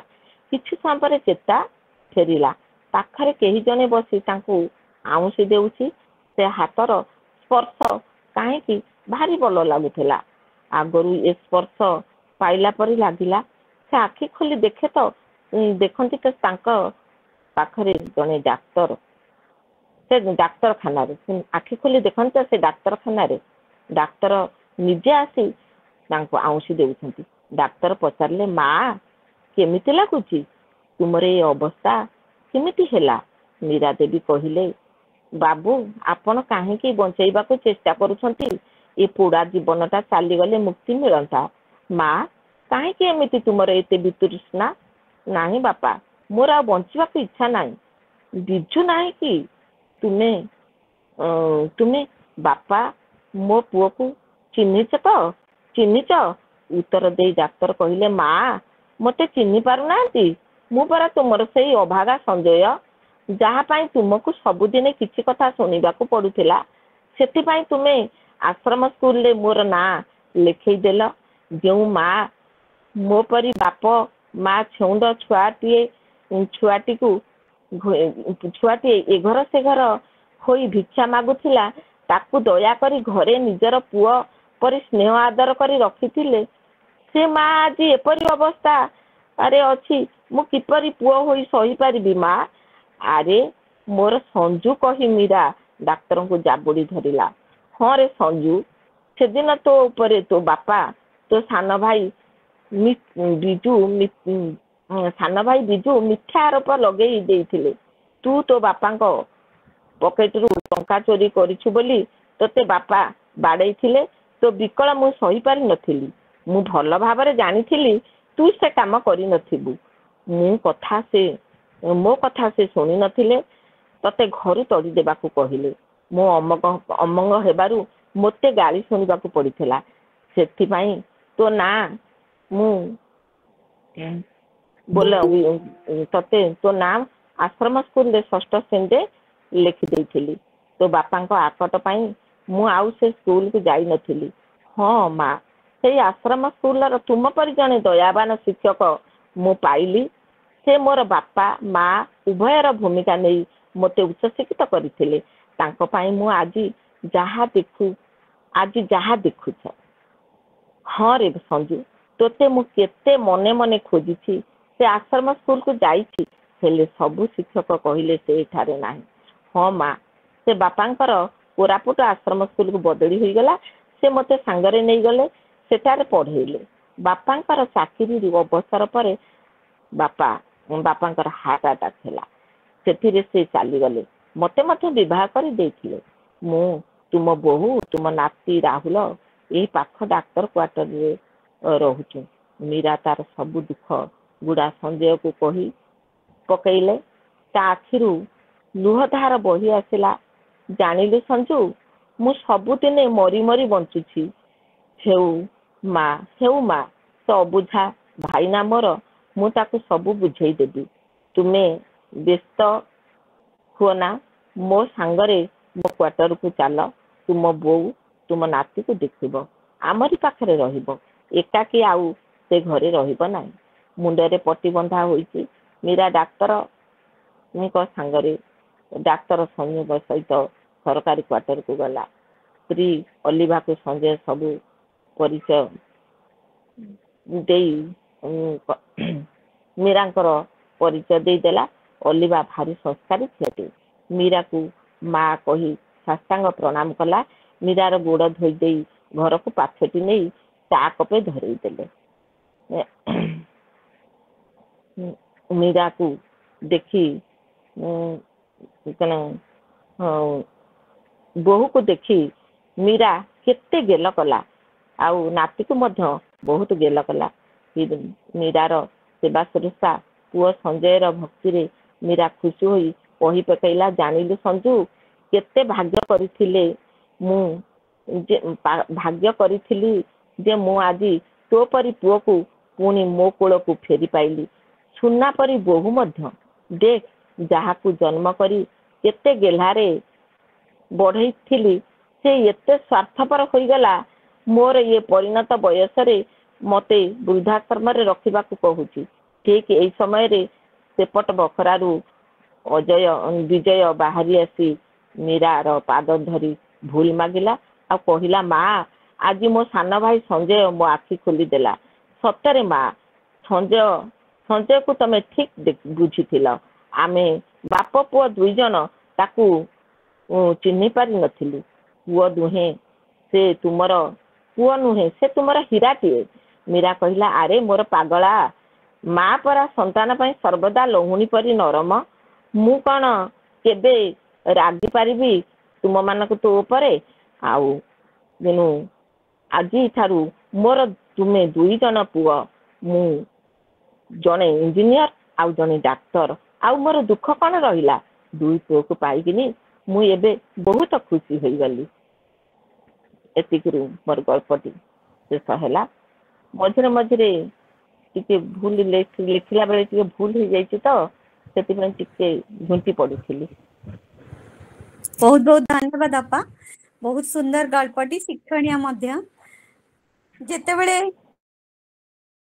से भूल भूल तो करी देइचंदी किंतु से भल बाट को फेरी आछंदी। चलंतु स्वागत करबा मंदाकिनी बाड़ी भौणी को तांकर सुंदर गल्प सह। धन्यवाद भौणी। आज रविवासरीय ए गल्प आसर रे समस्त मो प्रणाम एवं शुभेच्छा ज्ञापन करुछि। आज मोर कविता आज मोर गल्पर शीर्षक भृगु। तुलसी दुई पत्रु बासिला परी भृगु जे दिने जड़े महाज्ञानी पंडित समाज संस्कार भावरे प्रसिद्धि लाभ करिवे एक कथा प्रमाणित होइथिला बाल्य कालरु। वरुणଙ୍କ गुणवान पुत्र थिले भृगु। वरुण थिले जड़े आचारनिष्ठ ब्रह्मज्ञ ऋषि। भृगुଙ୍କ शिक्षा लाभ पाई पिता वरुण जड़े ब्राह्मण ऋषि को दायित्व अर्पण करथिले। खूब कम समय मध्यरे भृगु समस्त विद्यारे पारंगम होई से ज्ञानर परिप्रकाश करिबा पाई सक्षम होइथिले। मात्र मन तांकर सदा सर्वदा टिके अशांत रहुथिला। एहार कारण थिला ब्रह्म कण। एही प्रश्नटी तांक मन को आंदोलित करुथिला, किंतु किछि निर्यास से पाई नथिले। ब्रह्म को उपलब्धि किपरि करा जाई पारे, काहाको ए सब प्रश्न पचारिबे, किए एहार सठिक उत्तर देई पारिबे, अनेक चिंता करिबा परे दिने से निज गुरु को जाई पचारिले, हे गुरुदेव, आपणक दयारु मु समस्त विद्या अध्ययन कली। दया करी मते बुझाई दियंतु ब्रह्म कण। गुरु कहिले, हे वत्स, तुमर विद्या शिक्षा समाप्त होईछि। एबे तुमे स्वगृह को फेरी जा। तुमर पिता वरुण जने महाज्ञानी दिव्य द्रष्टा। तांको ठारू तुमे तुम प्रश्नर सठिक उत्तर पाई पारिबो बोली मोर आशा। भृगु से दिन स्वगृह को प्रत्यावर्तन करिथिले एवं गुरुंक ठारू आशीर्वाद मध्य नैथिले। गृहरे पहुंची पिता को प्रणाम करी कहिले, पिता, मु समस्त विद्या शेष करिथिले मध्य ए जाए मानसिक शांति पाई पारु नाही। ब्रह्म को उपलब्धि करिवार पथ पाई पारु नाही काहेकि? गुरुदेवंक कहिबा अनुसारे आपण ही मते ए संपर्क रे अवगत कराई पारिबे।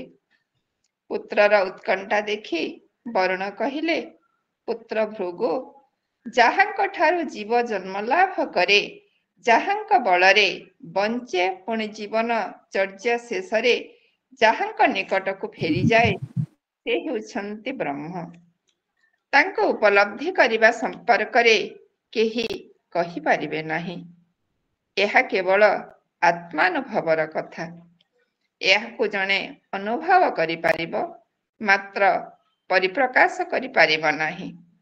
ज्ञान द्वारा तपस्या द्वारा ब्रह्म को जानी हेबो। कठोर साधना एहार एकमात्र पंथा। भृगु गभीर जंगल को जाई कठोर तपस्या रे निमग्न हेले। अनेक काल परे तांक मनरे ब्रह्म संपर्क रे एक निर्दिष्ट धारणा आसिला। से प्रकृत ज्ञान हासिल करिसंती बोली अनुभव कले। गृह को प्रत्यावर्तन करी पिता वरुण को कहिले, हे पिता, मु अनुभव कली जे अन्न ही ब्रह्म। कारण जीव अन्न पाई बंचे, परिशेष रे सेही अन्न रे विलीन हुए। वरुण पुत्रर कथा सुनी अनुभव कले जे भृगु कठोर तपस्या कला सत, मात्र ज्ञान पूर्ण विश्वास उपरे प्रतिष्ठित होई नाही। वरुण कहिले, पुत्र, बंचिबा अन्न छड़ा आउ ଏକ ଅନ୍ନ ଅଛି ଯାହା କ୍ଷିତି ଅପ୍ ତେଜ ମରୁତ ବ୍ୟୋମ ବା ମାଟି ପାଣି ଆଲୋକ ଶୂନ୍ୟ ରୂପେ ବିଦିତ। ଏହାକୁ ପଞ୍ଚ ମହାଭୂତ କୁହାଯାଏ। ଏହି ପଞ୍ଚ ମହାଭୂତ ହିଁ ସବୁର ମୂଳରେ ନିହିତ। ଏଥିରୁ ଦେହର ଜନ୍ମ, ଏଥିରେ ବଞ୍ଚେ ବଢେ ଏବଂ ଶେଷରେ ବିଲୀନ ହୁଏ। ବ୍ରହ୍ମଙ୍କ ପରିବର୍ତ୍ତନ ନାହିଁ, ସେ ସ୍ଥିର। ତେଣୁ ଅନ୍ନ ବ୍ରହ୍ମ ନୁହେଁ। ପୁତ୍ର, ତୁମକୁ ଆହୁରି ତପସ୍ୟାର ଆବଶ୍ୟକତା ରହିଛି। ଭୃଗୁ ପୁଣି କିଛି କାଳ ତପସ୍ୟାରେ ମଗ୍ନ ହେଲେ। କିଛି ନୂଆ ତଥ୍ୟ ଆହରଣ କରି ପିତାଙ୍କୁ ଆସି କହିଲେ, ପିତା, ମୁଁ ସ୍ପଷ୍ଟ ଭାବରେ ଅନୁଭବ କଲି ମନ ହିଁ ବ୍ରହ୍ମ। ମନର ଅନ୍ୟ ନାମ ସଂକଳ୍ପ। ସଂକଳ୍ପବଦ୍ଧ ନ ହେଲେ କୌଣସି କାର୍ଯ୍ୟ ସଫଳ ହୁଏ ନାହିଁ। ପିତା ବୁଝାଇ ଦେଲେ, ମନ ଏକ ବସ୍ତୁ ନୁହେଁ। ବିଭିନ୍ନ ସମୟରେ ଏହାର ମାନସିକ ପରିବର୍ତ୍ତନ ଘଟିଥାଏ। ବ୍ରହ୍ମ ଏକ ଏବଂ ଅଦ୍ୱିତୀୟ। ତେଣୁ ତୁମେ ସଫଳ ହୋଇନାହଁ। ଭୃଗୁ ପୁଣି ତପସ୍ୟା କଲେ ଏବଂ ଅନୁଭବ କଲେ ଯେ ପ୍ରାଣ ହିଁ ବ୍ରହ୍ମ। ପିତାଙ୍କୁ ଆସି ପୁଣି କହିଲେ। ବରୁଣ କହିଲେ, ପୁତ୍ର, ପ୍ରାଣ ବ୍ରହ୍ମ ନୁହେଁ। ତୁମକୁ ଆହୁରି ଜ୍ଞାନ ଆହରଣ କରିବାକୁ ପଡ଼ିବ ବୋଲି ଉତ୍ସାହିତ କରିଥିଲେ। ଭୃଗୁ ପୁଣି କଠୋର ତପସ୍ୟା କଲେ। ଅନୁଭବ କଲେ ଯେ ଜ୍ଞାନ ହିଁ ବ୍ରହ୍ମ। କିନ୍ତୁ ନିଜେ ଅନୁଶୀଳନ କଲେ ଯେ ଜ୍ଞାନର ଗଭୀରତା, ବିଶାଳତା ପରିକଳ୍ପନା କରାଯାଇ ପାରେ ନା। ଏହାର ବ୍ୟତିକ୍ରମ ଦେଖାଯାଏ। ପୁଣି ଜ୍ଞାନ ଆହରଣ ପାଇଁ ତପସ୍ୟା କଲେ। ଏଥର ତାଙ୍କ ଭିତରେ ଦିବ୍ୟ ସତ୍ତାକୁ ଅନୁଭବ କଲେ। ସେ ଆତ୍ମବିଭୋର ହୋଇ କହି ଉଠିଲେ, ଆନନ୍ଦ ହିଁ ବ୍ରହ୍ମ, ଆନନ୍ଦ ହିଁ ବ୍ରହ୍ମ, ବ୍ରହ୍ମ ହିଁ ଆନନ୍ଦ। ତାଙ୍କ ସମ୍ମୁଖରେ ସମଗ୍ର ବିଶ୍ୱ ହୋଇ ଉଠିଲା ବ୍ରହ୍ମମୟ। ସେ ଦିବ୍ୟ ଚକ୍ଷୁ ଲାଭ କରି ଜନ୍ମ, ଜୀବନ, ମରଣର ପ୍ରକୃତ ସଂଜ୍ଞା ପାଇଲେ। ଆନନ୍ଦରୁ ସକଳ ଜୀବନର ସୃଷ୍ଟି, ଆନନ୍ଦରେ ସ୍ଥିତି, ଆନନ୍ଦରେ ବିଲୟ। ମୃତ୍ୟୁରେ ବ୍ୟଥିତ ହେବା ଉଚିତ ନୁହେଁ। ଆନନ୍ଦରେ କୋଳେଇ ନେବା ହିଁ ପ୍ରକୃତ ଆତ୍ମତୃପ୍ତି। ପ୍ରଣାମ। ସରିଲା ମୋର ଗଳ୍ପ। ବହୁତ ବହୁତ ଧନ୍ୟବାଦ ପୌରାଣିକ ଗଳ୍ପଟି ପାଇଁ। ମୁଁ ସମସ୍ତଙ୍କୁ ଆଉ ଗୋଟେ ଅନୁରୋଧ ରଖିବି, ଯୋଉମାନେ ଗଳ୍ପ ପଢୁଛନ୍ତି ନିଜ ଭିଡିଓ ଖୋଲା ରଖିବେ ଆଉ ବହୁତ ଟିକେ ଛୋଟ ଗଳ୍ପ ପଢିବା, କାରଣ ସମୟ ମାନେ ଆମେ ପରସ୍ପର ସମସ୍ତେ ପଢିପାରିବେ। ଏତିକି ନିଶ୍ଚୟ ଅନୁରୋଧ ରକ୍ଷା କରିବେ। ବନଲକ୍ଷ୍ମୀ ମହାନ୍ତି ଅପାଙ୍କୁ ସ୍ୱାଗତ କରିବା। ଧନ୍ୟବାଦ ଦିକ୍ଷା। ଆଜିର ଆଭାସୀ ଗଳ୍ପ ଆସରରେ ଉପସ୍ଥିତ ସମସ୍ତ କବି ବନ୍ଧୁଙ୍କୁ ମୋର ସାରସ୍ୱତ ପ୍ରଣାମ। ମୁଁ ତ ଗଳ୍ପ ଲେଖେନି, ପ୍ରଣତି ଭଉଣୀଙ୍କ ପାଇଁ ବାଧ୍ୟ, ତେଣୁକରି ଗୋଟେ ଛୋଟ ମୋଟ ଗପ ଲେଖିଛି। ଦିବା ସ୍ୱପ୍ନ। ସ୍ୱପ୍ନ ସମସ୍ତେ ଦେଖନ୍ତି। ସ୍ୱପ୍ନ ଦେଖିବାକୁ କାହାକୁ ବା ଭଲ କିଏ ବା ଭଲ ନ ପାଏ। ହେଲେ ସବୁ ସ୍ୱପ୍ନ କେବେ ବି ସତ ହୁଏ ନା। ରାତିରେ ଦେଖିଥିବା ସ୍ୱପ୍ନ କେବେ କେବେ ସତ ହୋଇଯାଏ, ମାତ୍ର ଦିବା ସ୍ୱପ୍ନ କେବେ ବି ସତ ହୁଏ ନା। ଅର୍ଥାତ୍ ବିଫଳ ମାନସ ଏହା ହୃଦୟକୁ ବହୁତ ଆଘାତ ଦେଇଥାଏ। ଏଇ ଯେମିତି ଘଟିଥିଲା ଶିବାନୀ ଜୀବନରେ। ଶିବାନୀ ଦେଖିଥିବା ଦିବା ସ୍ୱପ୍ନ ତା ଜୀବନକୁ କିପରି ଆଘାତ ଦେଇଛି, ତା ହୃଦୟକୁ କିପରି ଆଘାତ ଦେଇଛି, ତାହା ଏଇ ଗଳ୍ପର ବିଷୟବସ୍ତୁ। ଶିବାନୀ ଛୋଟବେଳୁ ବାପା ମାଙ୍କର ଅଲିଅଳି ଝିଅ।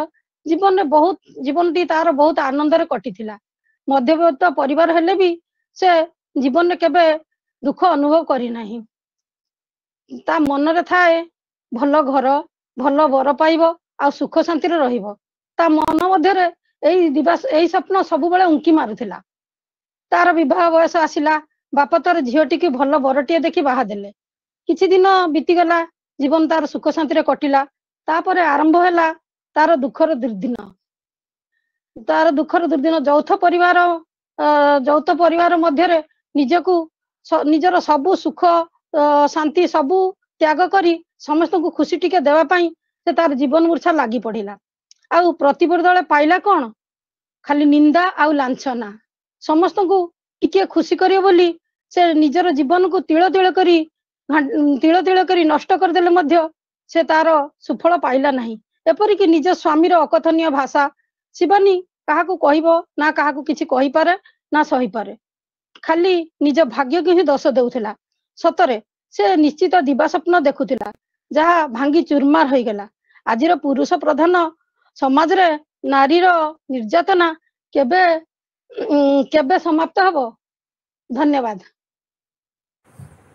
बहुत छोट गल्प किंतु बहुत कथा आमको भाविबा पे मजबूर करे सतरे जे वर्तमान समय रे भी एबे भी किछि नारी निर्यातित होचंदी किंतु प्राय होउनाहंती। नारी माने एबे सब कथा रे आगुआ सब काम रे भी आगुआ। तो आपन को गल्पटी सेई दुख रे पीड़िता नारी मानक संपर्कित बहुत सुंदर शिक्षणीय गल्पटी पई बहुत बहुत साधुवाद जणाउची। चलंतु स्वागत करिबा आम सहित सस्मिता मैम अच्छी तांकर सुंदर गल्पटी सह स्वागत करिबा।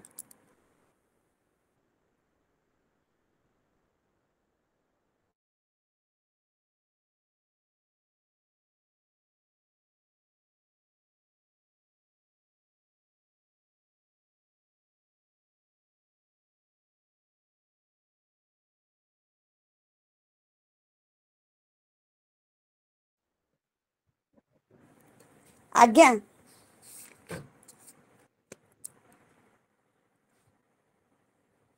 प्रकाश भाई को मैं अनुरोध करी गल्पटी पढ़ी। प्रशांत भाई ना प्रशांत भाई हेलो जय जगन्नाथ। वीडियो ऑफ करुच्ची कारण आम अंधार बर्तमान घर देखिपे वीडियो बर्तमान ऑन करिछि तेणु ऑफ कर दोछि।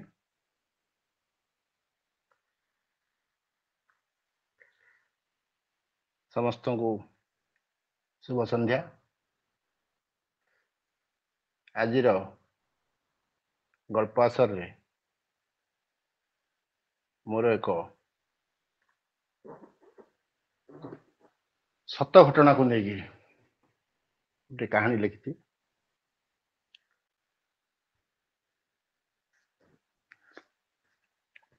सेटा उपस्थापना करुच्ची। कहानी शीर्षक है तीनिटा माँ। तीनिटा माँ।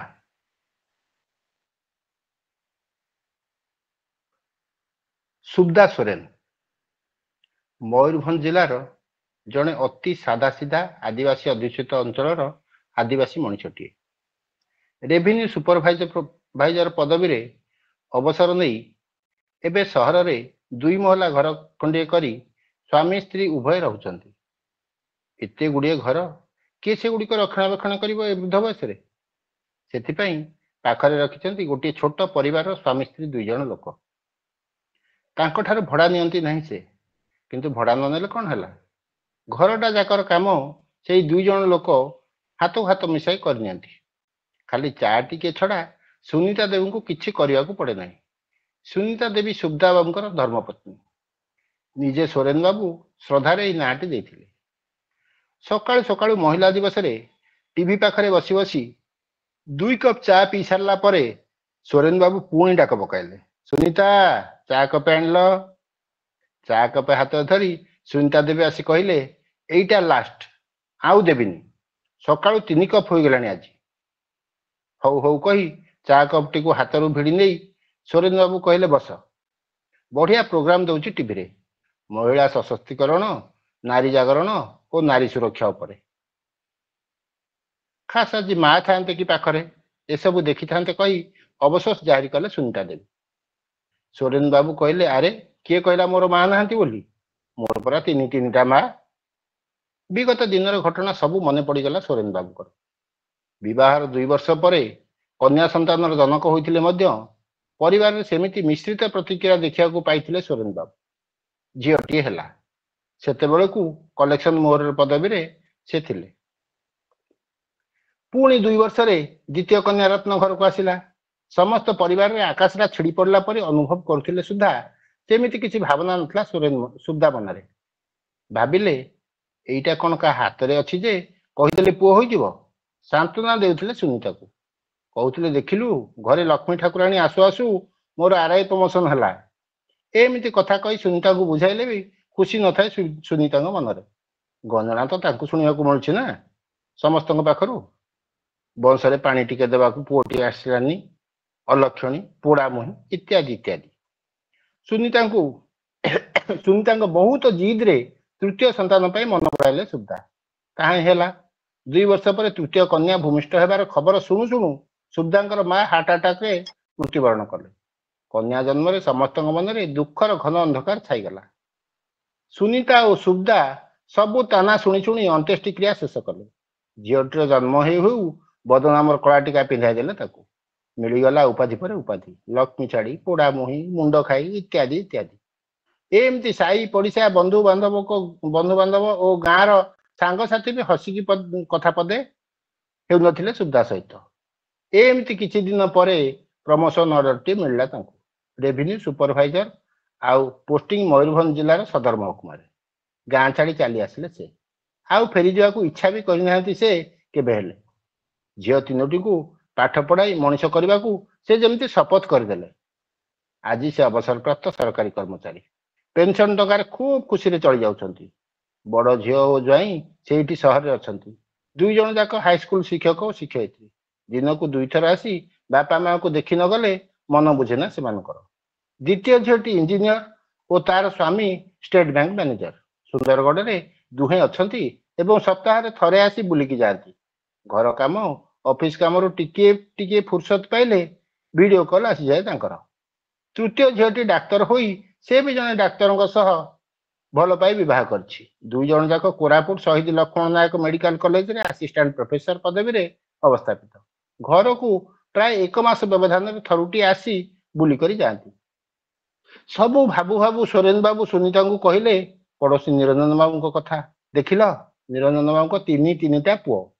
ଗୋଟିଏ ବିଦେଶରେ ଚାକିରି କଲା ଯେ ସେ କେଉଁଠି ବାହା ହୋଇ ଘର ଭୁଲିଗଲା। ବାପା ମାଙ୍କ କଥା ମନେ ପଡ଼େନି ତାଙ୍କର। ପାଠ ପଢ଼ା ପାଇଁ ଘର ଖଣ୍ଡିକ ବ୍ୟାଙ୍କରେ ବନ୍ଧା ପଡ଼ିଛି ଯେ ଅଧା ପେନସନ ସରିଯାଏ ଋଣ ସୁଝିବାରେ। ଆଉ ଦ୍ୱିତୀୟ ପୁଅଟି ବେକାର, ମଦ ପିଇ ମାତାଲ।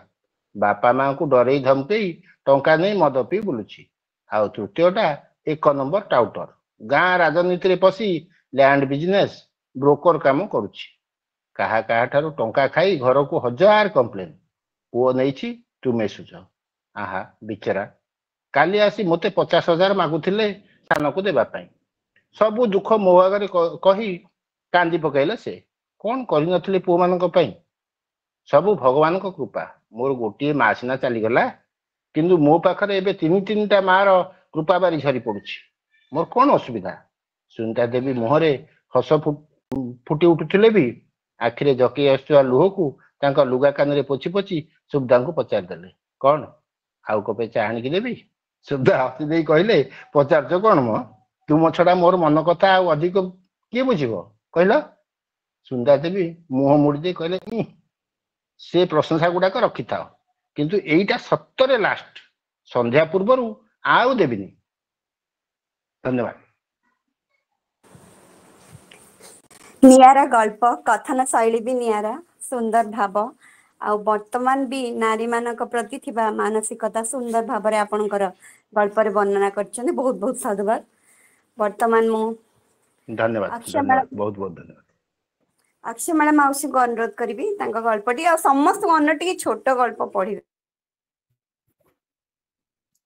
ଆଜିର ରବିବାର ଗଳ୍ପ ଆସରରେ ମୋର ସମସ୍ତଙ୍କୁ शुभेच्छा और अभिनंदन। और शीर्षक हेउछि धर्म बुद्धि और पाप बुद्धि कथा। प्राचीन कालर कथा, कौन से एक नगर धर्म बुद्धि और पाप बुद्धि नामक 2 जन मित्र बास करथांती।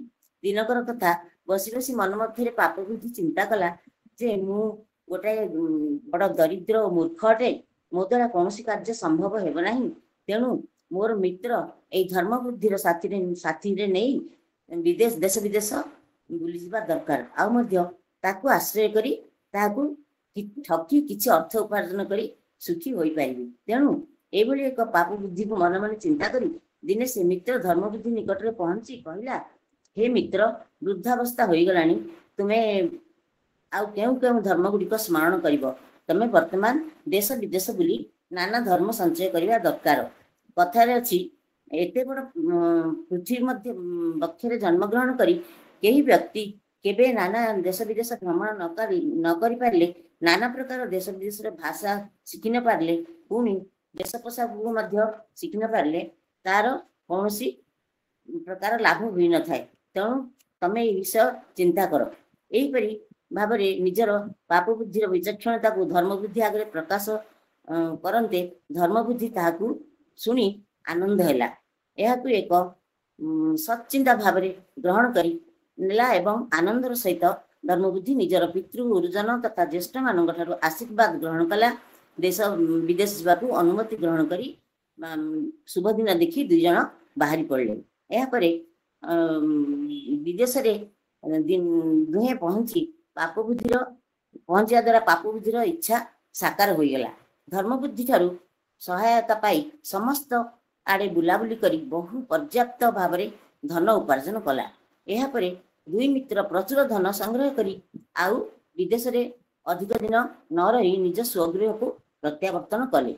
संसार एपरी प्रथम विद्या धन कला कौशल को आयत्त करथिया स्वदेश फेरंता भाव से निजको गर्वित अनुभव करथिले। ताहा ही दुई बंधुकर अनुभव होइथिला। एहापरे गृहर पाखापाखि होई जिया परे पाप बुद्धि खुशीर सहित धर्म बुद्धि को कहला, हे मित्र एही समस्त धन को आमे गृह को नहीं जिबा आदौ उचित हेब नाही। काहेकि ना आम निकट रे एते गुडे धन थिबा देखि सेमानक मन रे मागिबार गुणटी उत्पन्न हेब। जेतेबेले बंधु बांधव निजर परिवार सदस्य माने आमको मागिबे सेतेबेले एते परिश्रम करी उपार्जन धन को आनी आमे जदि ताको क्षय कर देबा ताले आम मन मध्य दुख प्रवेश करिवो। आउ मध्य ताहा जदि आमे आम द्वारा संभव नहला सेमाने आमको कृपण बोली भाबिबे, आमको निश्चय घृणा नेत्र देखिया को आरंभ करिवे।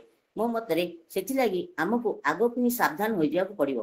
तेणु मो विचार रे एही उपार्जित धन मध्यरु घोर अरण्य मध्य अधिक किछि पोती देई अल्प मात्रार धन धरी आम माने गृह को फेरिबा। आउ मध्य जेतेबेले आमर धनर आवश्यकता पड़िवो सेतेबेले दुहे साथी होई रखिथिया धन को नहीं जाई आमे खर्च करि परिबा। या परे पाप बुद्धि कहला जो माने संसार बुद्धिमान अछन व्यक्ति अछंती से माने निजर चिंता परे कहिसंती निज पाखरे थिबा सामान्यतम धन को काहारी को देखाइबा उचित नुहे। या परे पाप बुद्धिर एपरि विचक्षण बुद्धिर कथा सुनी धर्म बुद्धि कहला जे मित्र तुमर चतुर बुद्धि को प्रशंसा करूछि, तुमर कहितिबा कथा ही यथार्थ, एबे सेया ही करा जाऊ। या परे पाप बुद्धिर प्रस्ताव अनुଯାयी कार्य करागला।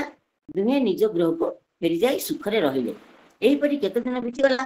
धर्म बुद्धि मन मध्य अवश्य धन रखिया कथा मने थाए, किंतु पाप बुद्धि सदा सर्वदा किपरि से धन को निजर अख्तियार को आनिब से कथा चिंता करथाए।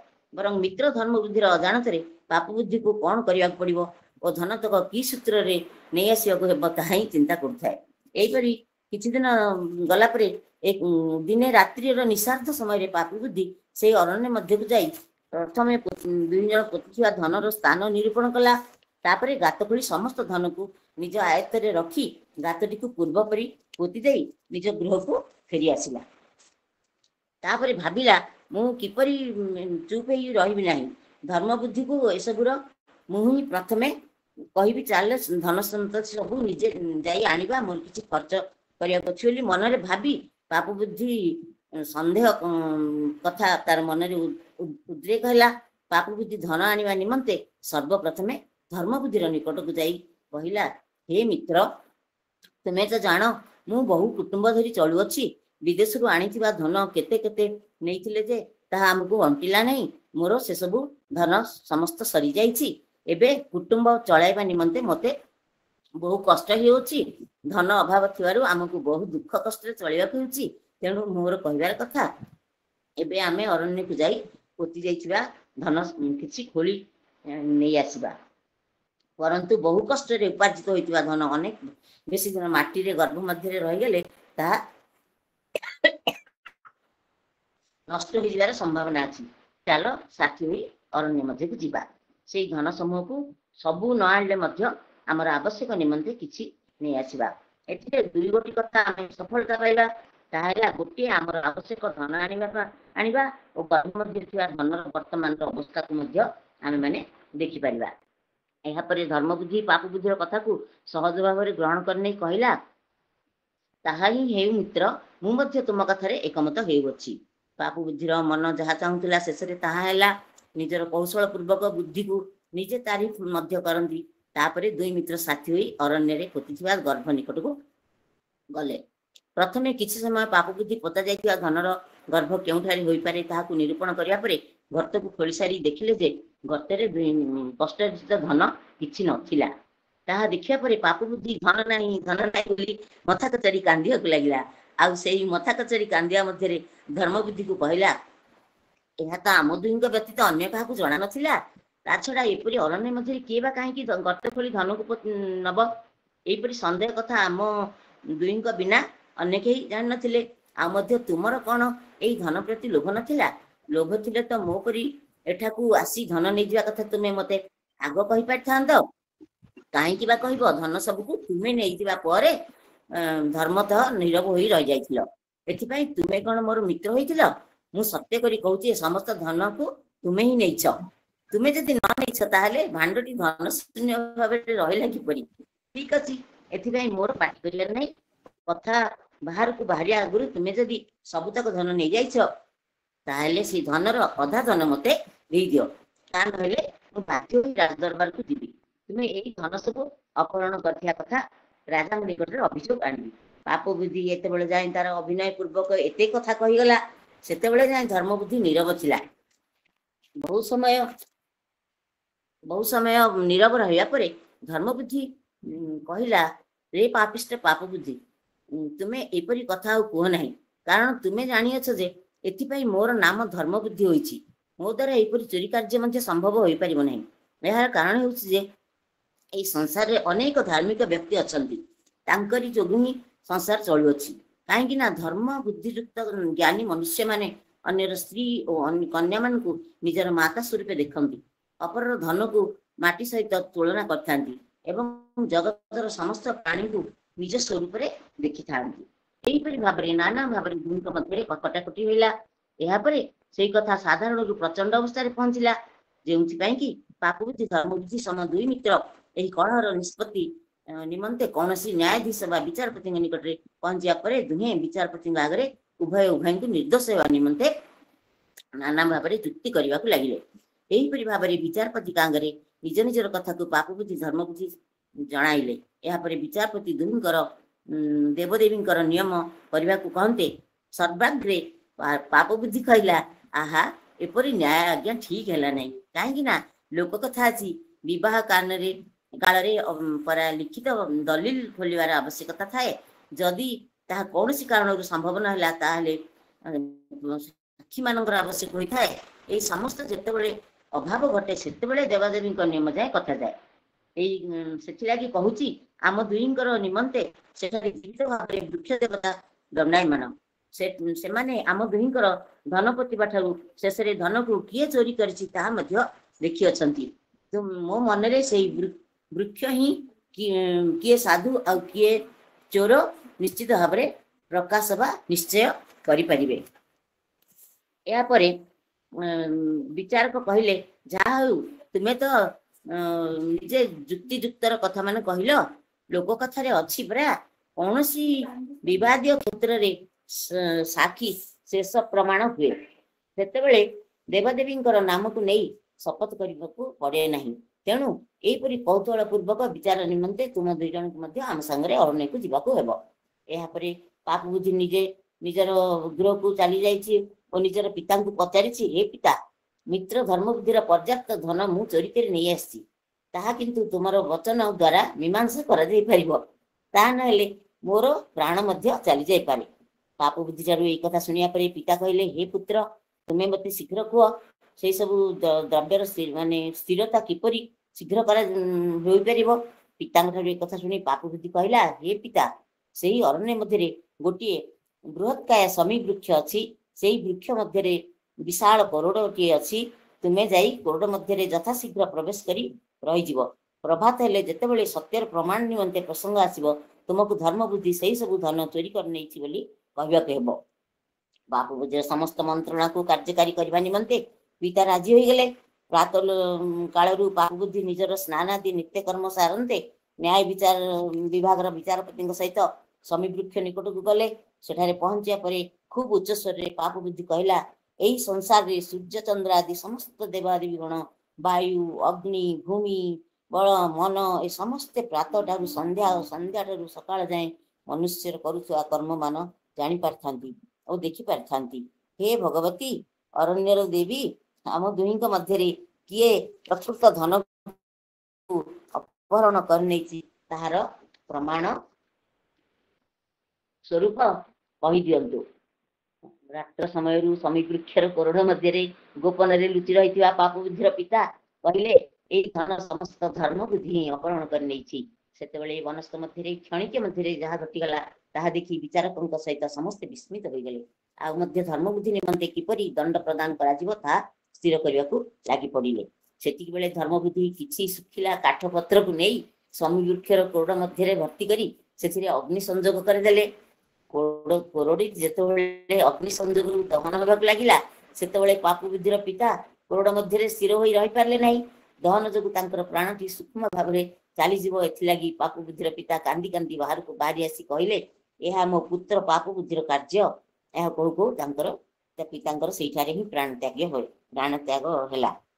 ଏହାପରେ ଅସଲି ଚୋର ଭାବରେ ପାପ ବୁଦ୍ଧିକୁ ବିଚାରକୁ ନିଆଯାଇ ରଶି ସାହାଯ୍ୟରେ ସେଇ ସମବୃକ୍ଷର ଡାଳରେ ଫାଶୀ ଦିଆଗଲା ଓ ଧର୍ମ ବୁଦ୍ଧିକୁ ସମସ୍ତେ ପ୍ରଶଂସା କରିବାକୁ ଲାଗିଲେ। ଲୋକ କଥାରେ ବୁଦ୍ଧିମାନ ବ୍ୟକ୍ତି ଯେଉଁମାନେ ସେମାନେ କୌଣସି ଉପାୟ ଚିନ୍ତା କରୁଥିବା ସମୟରେ ତାହାର ବିଘ୍ନ କିପରି ହୋଇପାରେ ତାହାକୁ ଚିନ୍ତା କରିବା ଉଚିତ। ଆଉ ମଧ୍ୟ ଯେଉଁ ସତ୍ପୁରୁଷ ମାନେ ଧର୍ମକୁ ରକ୍ଷା କରିଥାନ୍ତି ସେହି ସତ୍ପୁରୁଷ ମାନଙ୍କୁ ସମୟ କ୍ରମେ ଧର୍ମ ହିଁ ରକ୍ଷା କରିଥାଏ, କାରଣ ଧର୍ମୋ ରକ୍ଷତି ରକ୍ଷିତଃ। ଏତିକିରେ ମୋର ଗଳ୍ପଟି ଶେଷ ହେଲା। ବହୁତ ବହୁତ ଧନ୍ୟବାଦ। କିନ୍ତୁ ମୁଁ ଆଉ ଥରେ ଅନୁରୋଧ ରଖିବି, ଟିକେ ଆମେ ଛୋଟ ଗଳ୍ପ ପଢିଲେ ପରସ୍ପରକୁ ସୁବିଧା ଦେଇପାରିବା। ଚାଲନ୍ତୁ, ବର୍ତ୍ତମାନ ମୁଁ ଆମ ସହିତ ଆମ ପରିବାରର ଶୋଭାମୟୀ ଭଉଣୀ କୁ ଅନୁରୋଧ କରିବି, ସେ ତାଙ୍କ ଗଳ୍ପଟି ପଢିବେ। ଆଉ ପରବର୍ତ୍ତୀ ସମୟରେ ଅର୍ଜୁନ ଭାଇଙ୍କୁ ଅନୁରୋଧ କରିବି। ଆଜ୍ଞା, ଧନ୍ୟବାଦ ରୀତା।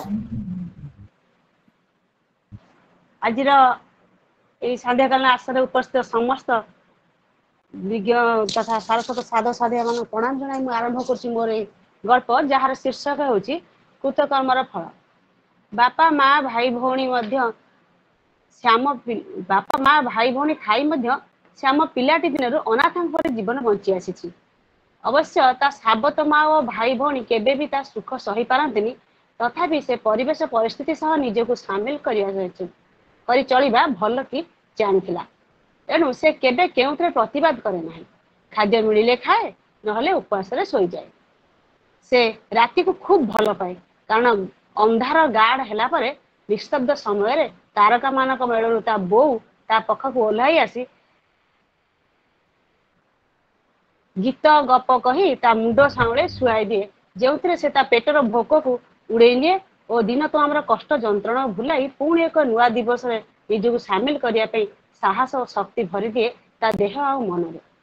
ଏମିତି କିଛି ଦିନ ଗଲା ପରେ ସେ ଆମର ପେଟ, ବୟସ ଓ ଯୁବାସୁଲଭ ଗୁଣ ବଢ଼ି ବଢ଼ିଯାଏ।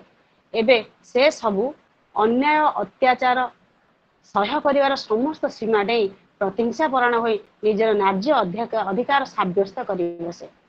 ବାପା ମା ବୁଢ଼ା ହୋଇଗଲା ପରେ ତା ସାବତ ଭାଇ ଭଉଣୀ ସେମାନଙ୍କୁ ହତାଦର କରନ୍ତି, ଠିକ୍ ଚିରାଚରିତ ବିଧିରେ। ବିଷମ ଗଛରୁ କ'ଣ ଅମୃତ ଫଳେ କି? ସେମାନେ ଶ୍ୟାମକୁ କରୁଥିବା ବ୍ୟବହାର ପ୍ରତିଫଳନରେ ସେମାନଙ୍କ ପିଲାମାନେ ବି ସେମାନଙ୍କୁ ସେହି ସବୁ ପ୍ରବୃତ୍ତିକୁ ସମ୍ପନ୍ନ ହେବା ପାଇଁ ତା ବିଧିର ବିଧେୟ ନିଶ୍ଚିନ୍ତ। ନିଜ ଜନ୍ମିତ ପିଲାଙ୍କ ଠାରୁ ଅପବ୍ୟବହାର ପାଇ ଯେତେବେଳେ ସେମାନେ ଶ୍ୟାମ ପାଖକୁ ଆସନ୍ତି, ସେ ବି ତା ପ୍ରତି ହୋଇଥିବା ଅନ୍ୟାୟକୁ ମନେ ପକାଇ ଆଶ୍ରା ଦେବାକୁ ମନା କରିଦିଏ ଏବଂ ଶେଷରେ ଦୁହେଁ ବୃଦ୍ଧ ସମୟରେ ବେସାହାର ହୋଇ ଭିକ୍ଷାବୃତ୍ତିକୁ ଆପଣେଇ ନିଅନ୍ତି। ସେଥିରେ ସେମାନଙ୍କ ପିଲାଙ୍କ ସମ୍ମାନ ହାନି ହୁଏ ବୋଲି ପିଲାମାନେ ସେମାନଙ୍କ ଠାରୁ ନିଜର ପରିଚୟ ବା ସମ୍ବନ୍ଧ ଲୁଚାଇ ସହର ଛାଡ଼ି ଦୂରକୁ ଚାଲିଯିବା ପାଇଁ ବାଧ୍ୟ କରନ୍ତି ଏବଂ ଦୁହେଁ ଚାଲିଯାଆନ୍ତି ମଧ୍ୟ। ଏହା ତ ତାଙ୍କ କୁକର୍ମର ଶେଷ ପରିଣତି, ଯାହା ତାଙ୍କୁ ଭୋଗିବାର ଥିଲା, କାରଣ ତାଙ୍କ କର୍ମର ଫଳ ତାଙ୍କୁ ହିଁ ଭୋଗିବାକୁ ପଡ଼ିବ। କଥାରେ ଅଛି ନା, जीव थाउ थाउ मळु विधि अयोग्य भिआई। प्रणाम। बहुत बहुत धन्यवाद। आउ गोटे बहुत खुशी जे अनुरोध रक्षा करी गोटे छोट गल्प पढ़ी आ बहुत शिक्षणीय मध्य। धन्यवाद वर्तमान दीदी। अर्जुन भाई को अनुरोध करी क्षुद्र गल्पटी परिवेशन करेंगे। क्षुद्र गल्प तो मु आनी कौन करवा मोर ताल आज मु पढ़ी आसंता थर पढ़ी है टिके अच्छी बड़ गप। कविता पढ़ी दियंतु ताले गोटे कविता पढ़ी दियंतु समय को नहीं ठीक अच्छे आसंता थर पढ़िबा हैला। मु सुनिबी